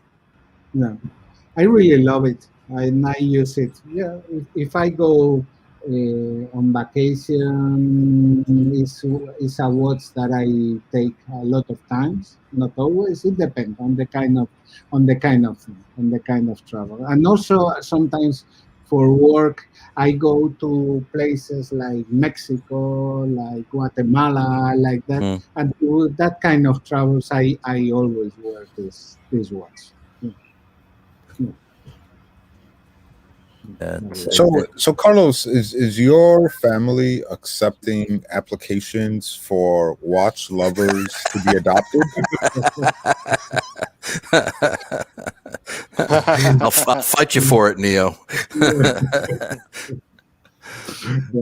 Yeah, but curiously, also something that happens, and I think that is maybe it's a good thing that my son is not very, let's say, on the money thing. He is very quite frugal. I am quite frugal sometimes, of course, in those myself. But also to give you an idea, when he graduated from high school, I offered him to purchase him like a Tudor or something like that. That will make sense. I went with him to the ID to look at the Tudors. I think that the Ranger will be something great for him or something, but he really didn't like it. And he told me, the watch that I would like, my Tissot T-Touch on titanium. Yeah, then, okay. Have it. Yeah. What do you want? A Tissot T-Touch. Yeah, okay. Yeah, with he also is the one with the orange strap. That I wore it for some time. That what I like it. All right, so we'll move on from one of my favorite watches to my favorite watch in your collection, Carlos. I love this watch. Yeah. Oh, it's a great watch, isn't it? This is a white gold day date, isn't it, Carlos? Oh. This is a beautiful watch. Yeah. Stunning, Carlos, is the only word stunning. for it. Is stunning. Yeah, stunning. Yeah. Really is beautiful. Yeah. Tell us about really this. love- When did he get this, Carlos? I think that was not long ago, like 3 years ago. I think at that time I was starting in the community a bit more at that time. I remember we had a very, very good business. In fact, I remember we had a very nice tax refund without having to fight a lot for it in a business. And it was the perfect occasion to celebrate it. I remember that I had this watch in mind since I tried it. I remember in LA. I noticed of the texture of the dial. I really like it. These Roman numerals, and yeah, and basically I think that I was waiting for an occasion to to purchase it. Yeah. Nice. At that time, I remember my wife. I was suggesting to my wife to get a lady president, but she preferred a car at that time instead of what very bad taste in my opinion. And yeah, I wear this a lot, but of course, what happens with when I purchased this is that since that time I never wore again the Datejust. Never. Right. Yeah. Well, and why would you? why? Yeah. Why would you? Yeah. So the The Datejust way has I become purchased it, sorry. the Datejust has become a little redundant, despite it being a beautiful watch, and it's got one It of the roulette Yeah. date wheels, hasn't it? It's Yeah. got a roulette date wheel on it. It's a gorgeous watch. Yeah. Junior Johnson. This is the date 840 Yeah. in white Yeah. gold. It is my. This is on my bucket list of watches to get at some point. I just love this particular one. It's just not in your face. It's classic, subtle, and just so well done. This is the watch that I use, let's say daily. If I go out of my house, this is the watch that I wear more. And one thing that I had my doubts before purchasing about the legibility of it, but nevertheless, I don't have very good sight on since the last 5 years or something. I am to give you an idea. I can read the date, but I cannot read the date more or less, and more or less. The legibility is good enough, and to my surprise, when I saw the dial has a dial that they call quadrant motif. It has like 4 quadrants with different textures. Some are vertical or other are horizontal. Right. That's what Forbin Colossus was asking. Yeah. It's very, I don't know.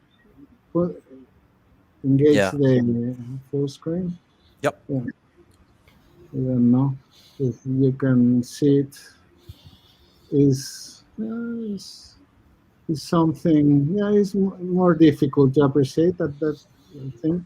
And yeah, I really love it. And another thing that I love from the fluted vessels that happened also with the Datejust, that is one of my favorite things, is when you are driving the car, a lot of times, depending on the angle of the sun, you have a reflection of the vessel in the top part of the car, and you see like a wheel of tiny lights that is very, very amazing. And I really love it. I needed to purchase an extra link that was very, very expensive. I'm sure. Now I have removed it. Unfortunately, instead of purchasing this on AD, I purchased it to David SW. Great service, by the way. Right. Yeah, they gave me a good deal on the AD, but not comparable with what the David SW did. it was new. I think that Mhm. they have a kind of network of ADs. In fact, the warranty came to my name and everything. And yeah, and basically I decided, yeah, instead of paying the extra money to the AD, I traveling to Orlando is very easy from Panama. We get our travel and yeah, and we brought the watch. Yeah. I just want to welcome some friends who are just joining us. We have just coming in Logan Hall, B-Dev, Hans Knees and Toes. What's up, Hansi? Amin, welcome, Amin. Bobby Legs was joined us in there too. So welcome, guys. Yeah, welcome everyone. Hello, everybody. And one thing that I've noticed that after this last announcement of news from Rolex, it seems that they have discontinued this dial. I've noticed that it's not anymore on this dial, and another one that is also very nice that was a kind with a kind of grid of yeah, diagonal grid on the white gold. They have removed these two dials, and for me was the clearly I really fell in love with this dial. This dial was what made me the design, the typeface of the Roman numerals, how they're constructed, was what really made me choose for this. Yeah, if not, probably I will go for a 36 instead of a 40. But I really love this. That's what it's all about, Carlos. It's falling in love and just, loving what you buy, buying what you love, and loving what you buy, and that's what this is all about. It's all about buying what you love, loving what you buy, and not selling your Explorer under any circumstances whatsoever. Yeah. Look, but one thing that they do that, in my opinion, is brilliant, is to avoid to have a very crowded dial. Look, the odd figures are like only bottoms. There is only Roman numerals on the even numbers. If you think if they would have used that same design also for the odd numbers, would be much crowded dial, in my opinion. Yeah, it's not very uncluttered dial lights. It's very well laid out and classically designed, I think. Yeah. Carlos, did you have any interest in finding one where the day of the week was in Spanish? I've considered in changing it. In fact, I asked to the Rolex Service Center in Madrid to change the wheel.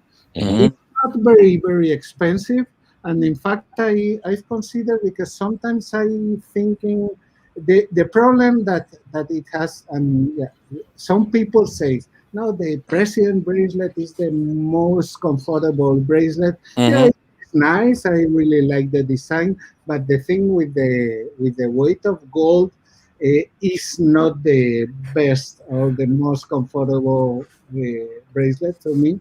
And sometimes I think on purchasing one of the, and the other problem is that you cannot fine tune the size, and the way to fine tune is to purchase links that are just 25% bigger, but sometimes I think on doing that. Definitely I've thought on that. I think that probably also one thing that happens with this watch is that it is a bit slow, very slow. Is not very slow, a little like 2 seconds slow. Something that I don't care much about it, but maybe I will ask if they can tune it a bit. But yeah, maybe. But honestly, thinking on giving the back to the watch to the service center to try to make it a bit fast instead of a bit slow.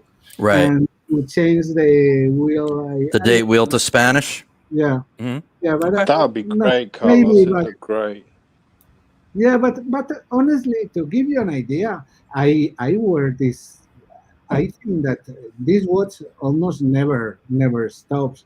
And what I used to do is to start it with plus 10 seconds Mm-hmm. and go with like that for 2 weeks without any problem. And Yeah. yeah, and I am not very picky on that way. I know that Gotcha. a lot of people hate the slow watches. Mm-hmm. By the way, my dog size is slow too, but I don't care much really.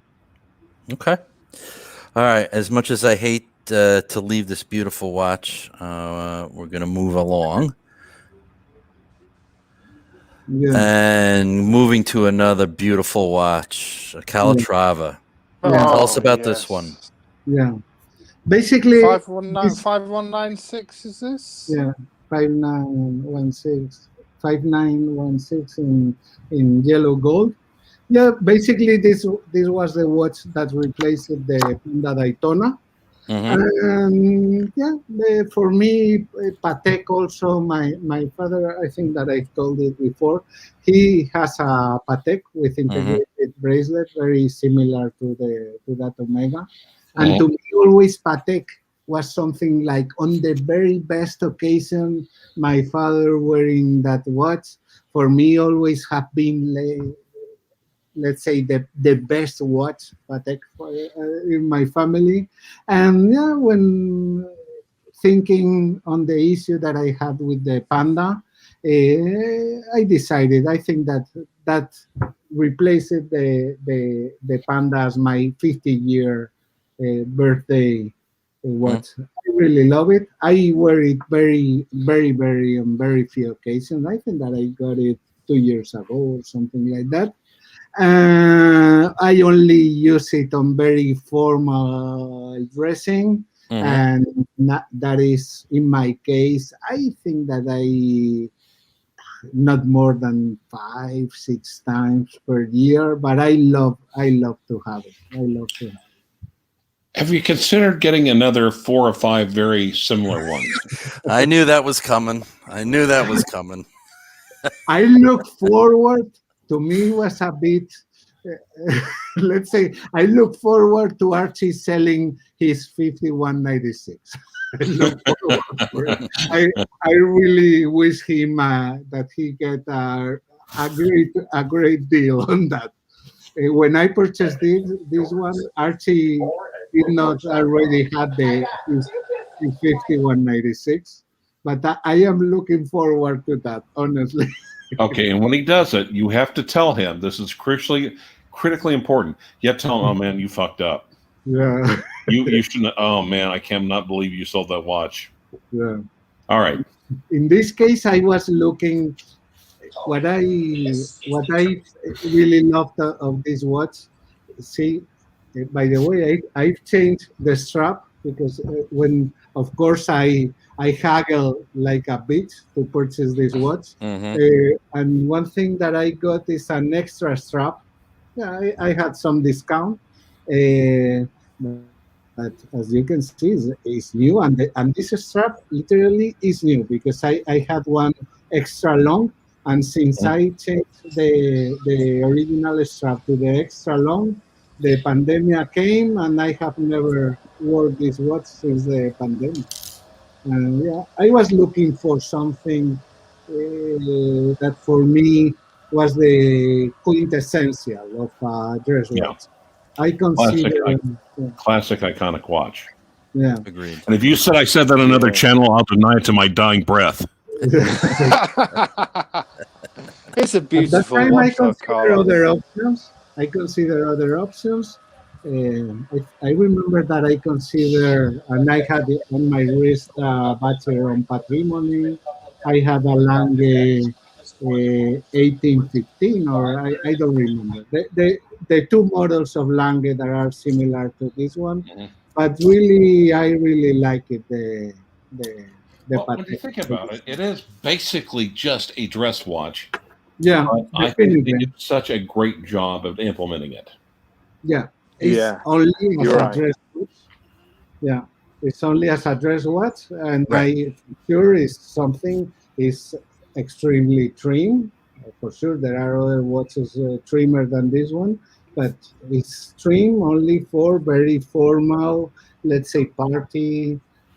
I use this watch, let's say, if I will go to a wedding.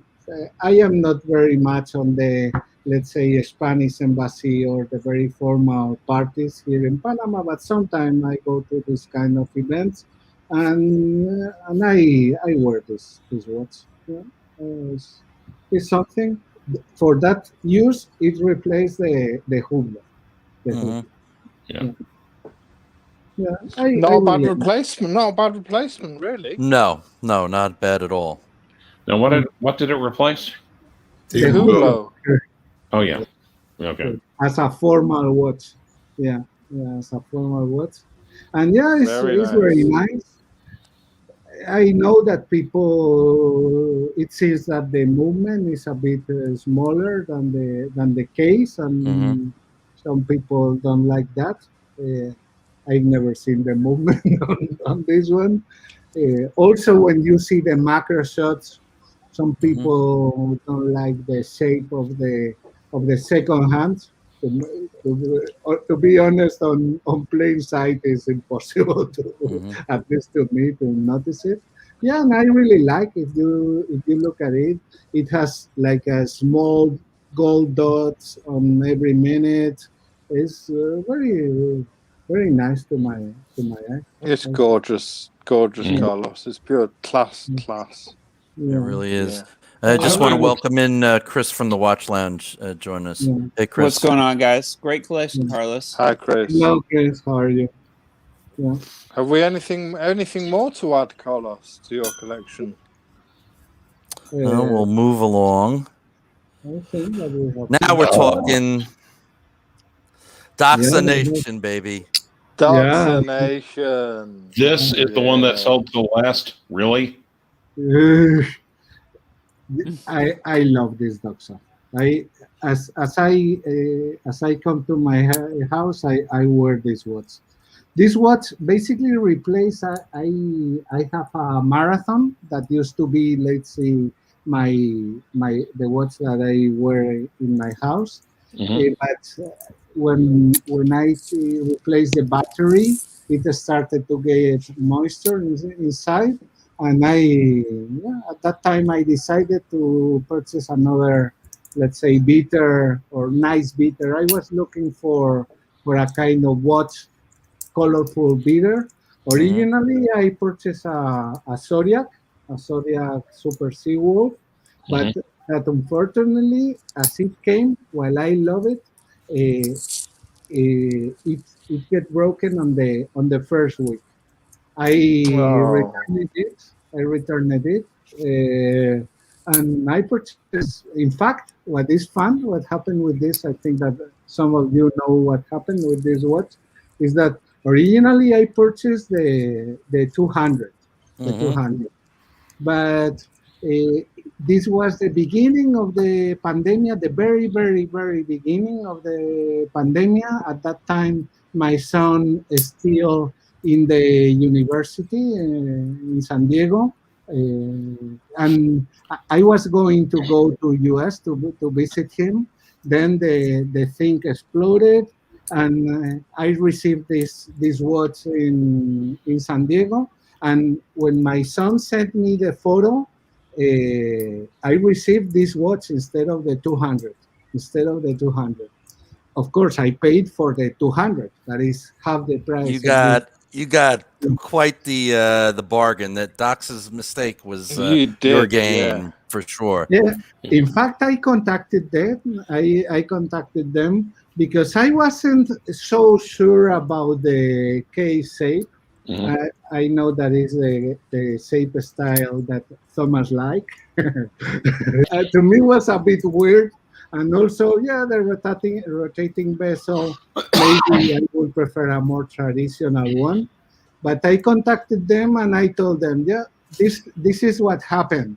And the issue is that now I am in Panama, the watch is in Panama, and we are starting the pandemic, the flights are starting to close. I would like to have my 200, and they say, of course, return us this watch, and we will send you, but to the original address in the U.S., not to Panama. And then I told them, yeah, you send me to Panama. The 200 is your mistake, and once I receive the 200, I will return you the Right. this. And they decided not to do it. Then I kept it. And I am very happy with You're much better off with the 300. You're much better Carlos. off. Yeah. Definitely. Yeah. It's a You much were one of nicer the reasons. watch. Yeah, you were one of the reasons why I got my I have the blue dial version. I absolutely love it. Now, before the pandemic, you took a trip overseas, and you were posting pictures on Discord, and you only took this out of your collection. You only took one watch, and this was the watch you took with you. Yeah, at that time, in fact, the pictures that I sent, at that time was already the pandemic, was on last summer. But at that time, as the photos that I sent you, I went for sailing. We did several things. We rented a boat in Malta, a sailing boat, and we sailed to Sicily and to Italy. And for sailing, that is more, let's say, a stressful environment, and we were going to be in a lot of places. I decided to take this watch. Now, why the yellow over any of the other colors? I was just curious. I really love it. The yellow. I really like the bright colors. I really like the bright colors, and I was close thinking on the orange. The orange was a close contender to this one, but to my eyes weren't. I prefer more brighter. I was also thinking on the turquoise blue. But I was a bit concerned about a straight man wearing that color.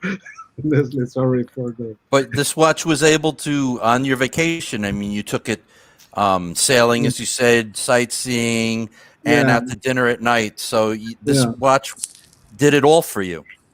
Yeah, I like it. I like how bright it is. Also, I am very. Originally, my first idea was to put this watch in the 200 in a NATO strap. By the way, I were very close to purchase the rubber strap, and I am extremely happy of the beds of rice. The quality of this bracelet. It's amazing. And the clasp is great too. That, by the way, I cannot understand why they have. On the new 300, they have changed it. Yeah, they changed the. Gee, Chris, what color do you think you should have bought? Well, the yellow matches the Spanish flag, doesn't it? So you got a bit of yellow in the. A lot of times I wear yellow swim. There you go. I was wondering if maybe you had a favorite football team or something that was yellow. Not especially, but I like yellow because it's bright and fun, and that's it. Nothing special about that. And with your eyes getting older, it helps with the helps to see, tell the time, doesn't it, Carlos, with the bright color? Perfect. No, for me, I am not able to read the date, honestly, but the time is perfect. The only thing that I missed is the rotating bezel. I think that I would prefer the regular one. The problem that I have with this, I use the timing bezel every day, and usually 2 times. I used to hike in the morning and in the in the evening, and I used to time my hiking with a rotating bezel. And sometimes, if I start hiking at night or end at night, I have issues looking at at Yeah, the because there's no loom on the bezel, and being that it's a decompression bezel on the outside, and then the regular bezel on the inside. I agree with you, but this is a great watch. I love it. The beads of rice bracelet is one of the best bracelets there is, in my opinion. It's super And by comfortable. the way, while I am diver, I will never will dive with a luxury watch, and Right. I will never use. I would have to check the scale, but I assume that is based on all tables. To me, is not useful for that. Yeah, it's nice. It's something different, but yeah, yeah. I think honestly, if they will have sent me the 200, I think that happily and without any regret, I would have returned this watch at that time. Okay. Yeah, yeah. But Fair I enough. love it. I love it now. It's a great watch. It really Yeah. is. All right, so we'll say goodbye to the docs, huh? One of the things I really enjoy about your collection, Carlos, because I've seen some of these watches throughout the years, but I didn't realize you had I didn't realize you had all these watches. Is that all of these watches fit your personality and what we know about you? Agreed. Yeah. That's what makes, I think, the collection so fun to look at, is because if you know Carlos, all these watches fit in. Yep. Yeah, absolutely. Agreed. I don't know. Maybe. So tell us about Charlie Brown. What's the connection with this one? Nah, basically, Fun? yeah, fun. Something fun, something inexpensive. I want, as you know, always people do a kind of loom contest. I always put the pictures of this one. Yeah, and what happens is that some of my friends call me Charlie, as I think I am not very on the peanuts thing, but some of my friends call me Charlie, and I like it. I like it. Something fun, and it's something. Also, as you know, is my avatar that I like it. I think that if my avatar was like this, I should have the watch. Yeah, Yeah. damn right. Don't let Clyde hold the football while you go to kick it. Definitely not. Definitely not. Yeah, but squares is something. Yeah, it's something fun. Something. Yeah, it's a great fun grab and go piece, isn't it? And you like to wear it and mix it up with the others. You don't always have to wear the Breguet or the Rolex or the Hublot. Yeah. You can wear Charlie Brown. I like it. To me, it's something fun. Yeah, maybe if I will go to a kind of serious watch meeting, I could wear this as a kind of joke. Yeah. Great fun. It's fun watch. All right. Absolutely expensive, you know. Right. Yeah. Timex. Exactly. Something that I purchased just for fun. I saw it, and bring them. All right. So we'll leave Charlie Brown, and there's Snoopy in Woodstock. Yeah, I like another this. Another Timex here, Carlos. Yeah, another Timex. I like it. The second hand with a yellow accent. As I told you, I like the yellow. Yeah, I wear it. This last one, more than what would you think? I have different places, different offices, but one office that I have that is in a let's say entrepreneurship center. I used to wear this watch a lot. Yeah. I like it. I didn't like it. The strap is not very good. but I replace it by this. This is a kangaroo skin NATO strap that I like it. And this is the one with Woodstock on the second hand, isn't it? I think. Well, it's the color of Woodstock. Yeah, the Snoopy has the Woodstock on his playing with him or whatever. Yeah, and the second hand is I like it that this is my last purchase. I think that I receive a kind of email mailing from Timex. I saw it. Bring on. This is automatic. Not sure. Yeah, of course, it's a Timex automatic. I don't know. It was a big discount. I don't know if I pay. If you $100. can't have fun with watches, what can you have fun with, Carlos? Exactly. Yeah, definitely. Yeah. And I like the kind of fun things that make Exactly. me smile. Yeah. All right, so we got just 2 more pictures here, I believe. Tell us about this one. Carlos, wow. Look at this. This one is the last watch that I got. In fact, I've never touched this watch. It's waiting for me in Madrid. This watch is a gift to me from my grandmother. She passed away in December because COVID. Oh, sorry. And so sorry, Carlos. Yeah, of course. She was 94 years old, and this watch was from my grandfather that passed away 25 years ago or something.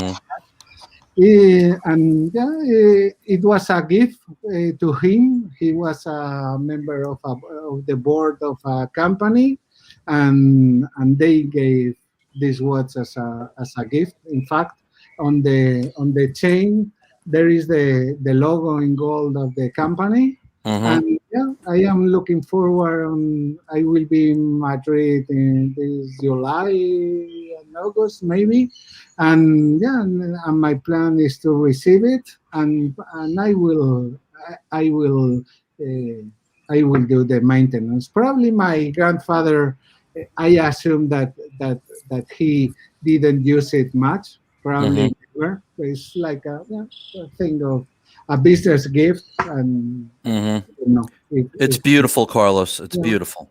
Yeah. It is. It's stunning. So is this gold? This is a gold watch, I take it then, Carlos. Yeah. I guess it's not very old. I assume that is from the 60s. About that, from the 60s. And I don't know. I've tried to learn more about the model and that, but I have not been able. I assume that this was something that that company purchased in the distributor. I assume in Madrid, but no idea. It's certainly in brilliant condition. It's been kept in amazing condition. It's, probably. I love the leaf hand. The leaf hands on it are beautiful as well, and the chain has been kept in brilliant condition with the coin on the end, the sovereign on the end to put through the buttonhole. That's gorgeous. It's a beautiful package.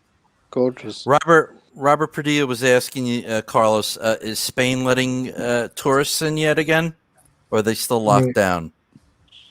If you are from European community, yes. If not, I think that they are still on lockdown. Yeah.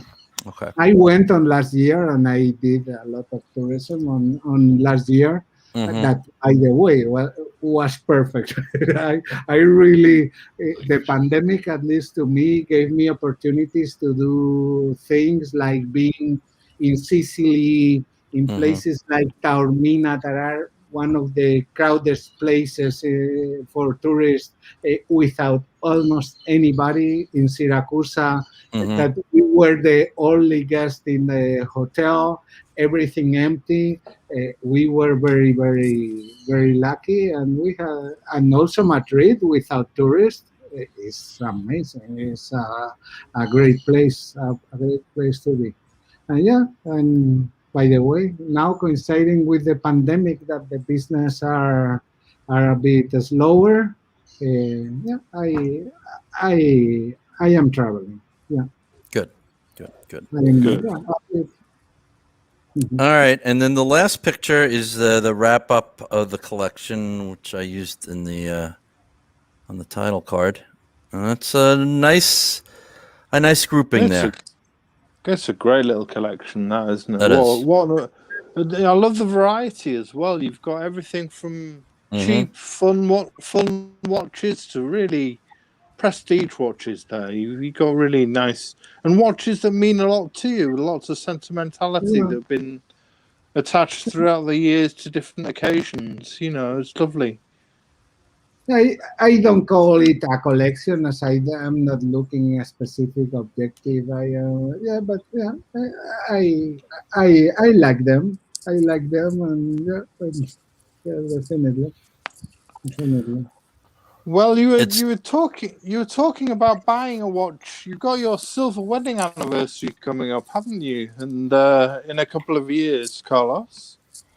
In fact, next year. By the way, when I started to talk about it, and that is how messy I am, I think I started to think about this on last year, thinking that our wedding anniversary was this year, while it's on the next one. Right. And you were thinking about possibly buying a watch for your silver wedding anniversary, weren't you, to commemorate it? Which is a lovely idea, brilliant idea. Yeah, we are thinking on that. It could be. Yeah. It's not already fully decided, but yeah, it will make sense after 25 years together, being able to live with myself. I think that my wife and myself, especially my wife, we deserve something. Yeah, let's say a bit special. Yeah. Yeah, if Blue Shirt can bring up some of the links I've posted, we can I go can through indeed. some I of was those. just pulling them up. Sorry, Rancho, you were going to say? Well, I was going to say, I don't want to sound too obvious, but wouldn't the new Black Bay 58 425 that just came out, being a silver watch, be the idyllic watch for a silver wedding? Yeah, the 925 silver. That'd be a good one, Carlos. Carlos wants a way cooler watch than that. Yeah, I think he's got some nicer watches in mind. Rancho, I was going to say his and it's my first idea, Cartiers. but it's true. It's true that could be a very good idea, and yeah, maybe yes, we have our first idea is something a bit more, let's say, expensive, but maybe could be possible. Maybe we change our mind on the last time and decide to do other thing. What is certain, I would say more or less certain, is that for sure we will go as part of our trip to Las Vegas, and we will marry again, and I will be wearing as Elvis Presley for sure. That is something that will for sure. That is something that will happen, sure. Okay, I want you to say thank you very much. Say it. Yeah, definitely. We will do that for sure. Okay. Thank you very much. So, Yeah. the first watch you were thinking about was the AP Royal Oak Jumbo Extra Thin, the 15202. This was the pink gold petit tapisserie dial. This is stunning, Carlos. What a choice! Yeah, but 18 karat white gold case and bracelet, and comes in at dare I say the price, 57,000. Yeah, it's a mere Swiss bag of francs. shekels. well, but what happened with this? I was thinking on different watches. I'm thinking on watches that I might like. This one came to my mind, and I am not very in the market about watches. I knew that the blue stainless steel was in very high demand, and I assumed that this would be more obtainable. I learned later that is probably one of the hardest watch to get. Exactly. Right. Yeah. And, yeah. And also the good thing is that yeah, if I will have the choice, the possibility to get it, that I think that is impossible. Maybe could be something a bit more than what I was expecting to purchase. But yeah, again, it's a bright color, it's something thin, it's something not Yeah. really big, it's something like, let's say, I like wearing gold watches, but I don't. I will wear this watch as I wear the date. Uh, I don't like to wear a watch that you can see that is gold from the other side of the street. Right. Most of the times I wear with short sleeve, and I prefer. We already have enough, let's say, bias here in Panama. The people like me, white, to say it clearly, and yeah, it's a very safe place. But I don't like to be with a shirt like this, wearing a watch in, let's say, a president on color gold. To Right. me, will be something. So the AP would be a very high sort of high class up there piece, wouldn't it? A very prestigious piece. And the other models to move on to that we can go through. Yeah, but also This- I am very, as you say, I think that the first time that I heard that word was from Blizzard. I am very tire kicker. I will be, for me, will be really a challenge to purchase something used, anything, let's say expensive, of more than $1,000, something used. I am very nervous about that kind of thing, and yeah, Well, the price of that in the secondary market, I don't know, but it's you've already got one Breguet, and I think that another Breguet wouldn't go amiss at all. And you've got, this one's the 5157. This is an 18 karat white gold case. It's self-winding movement, silvered gold dial hand with a hand engraved on a rose engine, and this is £16,000. It's stunning, Carlos. Stunning. I'm a big Breguet fan myself, and this is just gorgeous. I like this. I like the size. I put this on my wrist, and it's very nice. The thing is, for the kind of use that I will do for this will be in contention with the Breguet Marine. And while I understand that are very different watches, I have the feeling that I already have. To me, this is like the Breguet Marine in formal. Maybe this will be the watch that I will wear instead of the Explorer, sometimes wearing business suit. Maybe could be something like that. But I feel it quite similar, or with too many things in common with the Marine. But I like this, and the thing of this is the size. This is, if I remember well, I think that this is 38. 38 millimeter, yes. And that I love that size. I love that. Yeah. It's a beautiful watch. Well, beautiful. Maybe you could wear this with a business suit and wear the Explorer with a leisure suit. Yeah, I see what you mean. This is quite like the Marine, isn't it? With the steel. It is. Well, this is a silvered gold dial, but I know what you mean. It's the same color. You wanted a silver theme, didn't you? You wanted a silver case for the silver anniversary, which is a lovely idea. Yeah, that is the thing, that I want something silverish. That is it's a lovely idea that. But I think the rancher may be right. Yeah, you've already got a Breguet, and but we've got coming up, and this next breguet is slightly different in that it's got an enamel dial. Yeah. And this is the breguet 7147, the 18-karat white this gold one- case with a delicately fluted case band. It's a Grand Faux enamel dial with the signed breguet in the small signed breguet. It's got the small seconds at 5 o'clock and the blued steel breguet hands, the self-winding movement, and this numbered and signed breguet movement.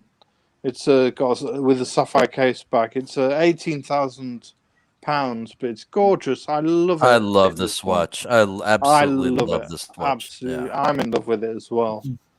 It's I stunning. really like this one. I really like this one. The only issue for me, I think that this is 40 millimeters. I had on my wrist, and while I have big wrist, to me seems a bit big. I think that is because the case is so thin and the dial is so big compared with the case. You really have the feeling that you have something very, very big on the wrist.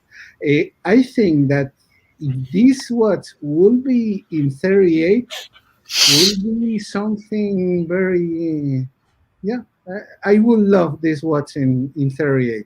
The other, while I had the problem with the other one that is 38, that the dial is quite similar to other things. Yes, that is. I've tried this one on, Carlos, and you don't notice the difference, to be honest with you. I mean, you really don't. And 2 millimeters isn't a lot of difference. No, you don't notice the difference, and I think you'd carry it off easily. This is another watch on my bucket list. I would love this watch. Same here, yeah. Absolutely. By the way, I have a similar opinion about the 5196. Some people say it's too small. In my opinion, when I wear the 5196, I have the feeling that it's a bit too big. I think that it will be, and I have a big wrist, but I think that is a bit too big. I think that I prefer something more subtle for me. All right, so we'll leave this one. And we leave this one and we move on to a Vacheron. We got 2 left. American 1921, which is the 100 years this year anniversary. Correct. And this is the Vacheron 1921. If you could just click on the one with the silver one below blue shirt with the blue numerals. Yeah, there is. Yeah, in fact, remember, I think that we in one of the other channels we talk about this one, the watch is the previous one in white gold for me with the blue. Just below, in the middle there, just in the middle there. There's one with blue numerals and it's a platinum case. That's the one Carlos is looking at. Wow. No, in fact, this the problem that I have with this is the blue strap and the blue numerals. What I am thinking is in the new release, that is the one that I sent before. With the concern that I personally have about this watch is the thing that I told about the Daytona. I'm not sure how would work this watch as an instinctive glance. I think that probably you have to change your mind a bit to be able to read the time. That is the concern that I have with this. I'm in love with this watch. Launched in 1921 amazing. For the American market during the Roaring Twenties. It's distinguished with its diagonal reading, allowing the time to be read without turning the wrist. It's stunning, Carlos. It is. But if I will get one, will be the previous one. Great taste. The one that with the brown strap and black numerals. Right. The one that will be my, yes. Okay. I will. Yeah, manual wound movement, 3 days power reserve. It's one of my grails. I mean, it's using breguet hands. It's just a stunning piece. Yeah. And moving on to your last piece. Now, which this is- may be your choice that you may go with. With you, this one you've been hankering after, haven't you? It's the FP Jean Chronometre Souverain Havana, Yeah, the caliber this one, 1304. It's a 40mm platinum case, ivory-coloured steel hands, Havana guilloche silver dial out, unique to FP Jean, developed by Jean's own dial makers, Le Cadrianes de Genève, a process lasting several months.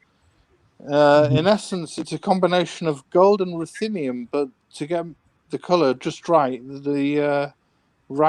many adjustments are added to the formula.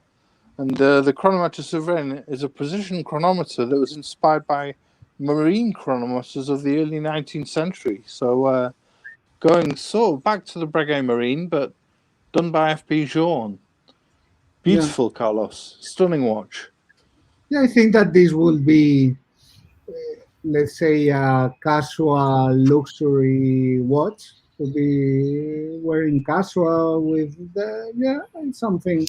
I like this one. I've tried this one. In fact, when I went on last year to the AD Madrid, they had it on the. They had one version with date, and yeah, that could be an option. Is not, yeah, could be. I have to check because I think that Rich Barry is waiting for this watch too, and I think that is something that you have to ask for. In my understanding, you can get it in a reasonable time, but yeah, it's something. Yeah, I will, if I will take the decision, probably this summer that I am going to Madrid. Usually, by the way, Madrid is a very nice place to purchase watches, especially if you are a tourist from out of the European community and you are able to refund the taxes. Right. You have a tax refund of 21%. That is very nice. And of course, it depends that you can go in your country without a big mess. Let's say what do the punters think as a silver anniversary, wedding anniversary watch? Which would you go for, punters? The Royal Oak Jumbo Extra Thin, the Breguet 5157, the Breguet 7147, the Vacheron Historic American 1921, or the FP Jean Chronometre Souverain Havana? Which one would you go for, punters? Let's see what they do. Or the Black Bay 58, or the Black Bay, the Black Bay 58, 58. 425. I'm sorry, I'm mic dropping on that one. I'm sorry, but the Black Bay 58 925. 925, yeah, 925. Good call. I want to check it. For a silver anniversary, it's hard to argue with that one. Yeah, definitely. I think everyone likes the Havana. I think, Carlos. Yeah, yeah, but definitely, I want to see the Black Bay. I don't know. I don't know when they are expecting to start receiving them, but yeah, you're looking at it's going to be a damn sight quicker than the Havana. There, I'll tell you that. There's no comparison. Well, and definitely, I want to look at it. The only issue that I have is that the watch that my wife has in mind, I think that is not silver. That is my only issue. She is not as romantic as me on that part. I think that she is now thinking more on colored gold. I think is what she has. I think here's my advice. Look, you don't have to be married to get the Black Bay silver, but after 40 years of marriage, I would think that you could, you're entitled to something more than the Black Bay. No, it's 25. That's a fair point. 25. 25. Okay. 25. But okay, 25. You could still escape, and there won't be that many hard feelings after 25 years. But I don't know. We might decide to purchase instead of watches to purchase a motorboat. I don't know. No idea. No idea. We will see. Well, or to hey, that kind of thing. No idea. You're gonna have to keep us posted when you make the decision, and if it's a watch, you definitely have to show it off. Carlos, you've got an amazing collection, an amazing set of stories behind each watch. Lovely. We can't thank you enough for having for joining us and letting us go through it. As a bunch of the guys as a bunch of the guys in the chat mentioned, you're always a true gentleman, no matter where we see you, and we thank you for joining us. Thank you for being a good friend, and thank you for the invitation. And I think that we have this hobby about these nice things, and I think that we should try to enjoy. Just enjoy. I assume that everybody can have their favorite people or not, but I think that there is no sense on being nasty. Right. I think that if we see something that we don't like, we have a lot of YouTube or channels to choose. Exactly. Absolutely. Well said, Carlos. Mm-hmm. Yeah. Anybody with have some closing thoughts? Rancher?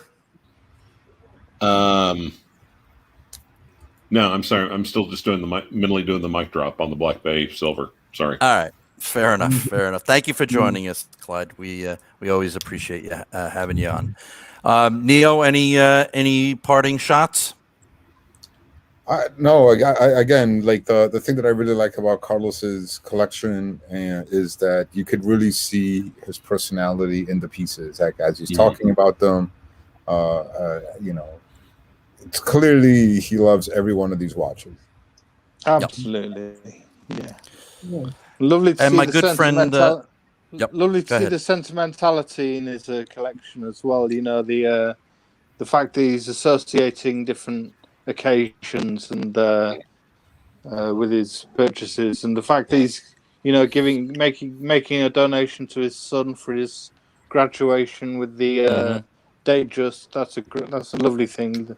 Lovely little things you're doing there, Carlos. Lovely little things for the family. I'm sure your son will cherish that watch for the rest of his life. Indeed. And well put, my friend. Well put. Carlos, again, thank you so much for joining us. It's always good to see you and to talk to you. Don't be a stranger. Keep chatting on Discord and and pop in on the streams from time to time, even if it's just to say hello. Okay, because I really love it. I love the community, and for sure. And thank you very much, and thank you for the great thing that you do for the community. Initially as punters yourselves, that we had very, very good times.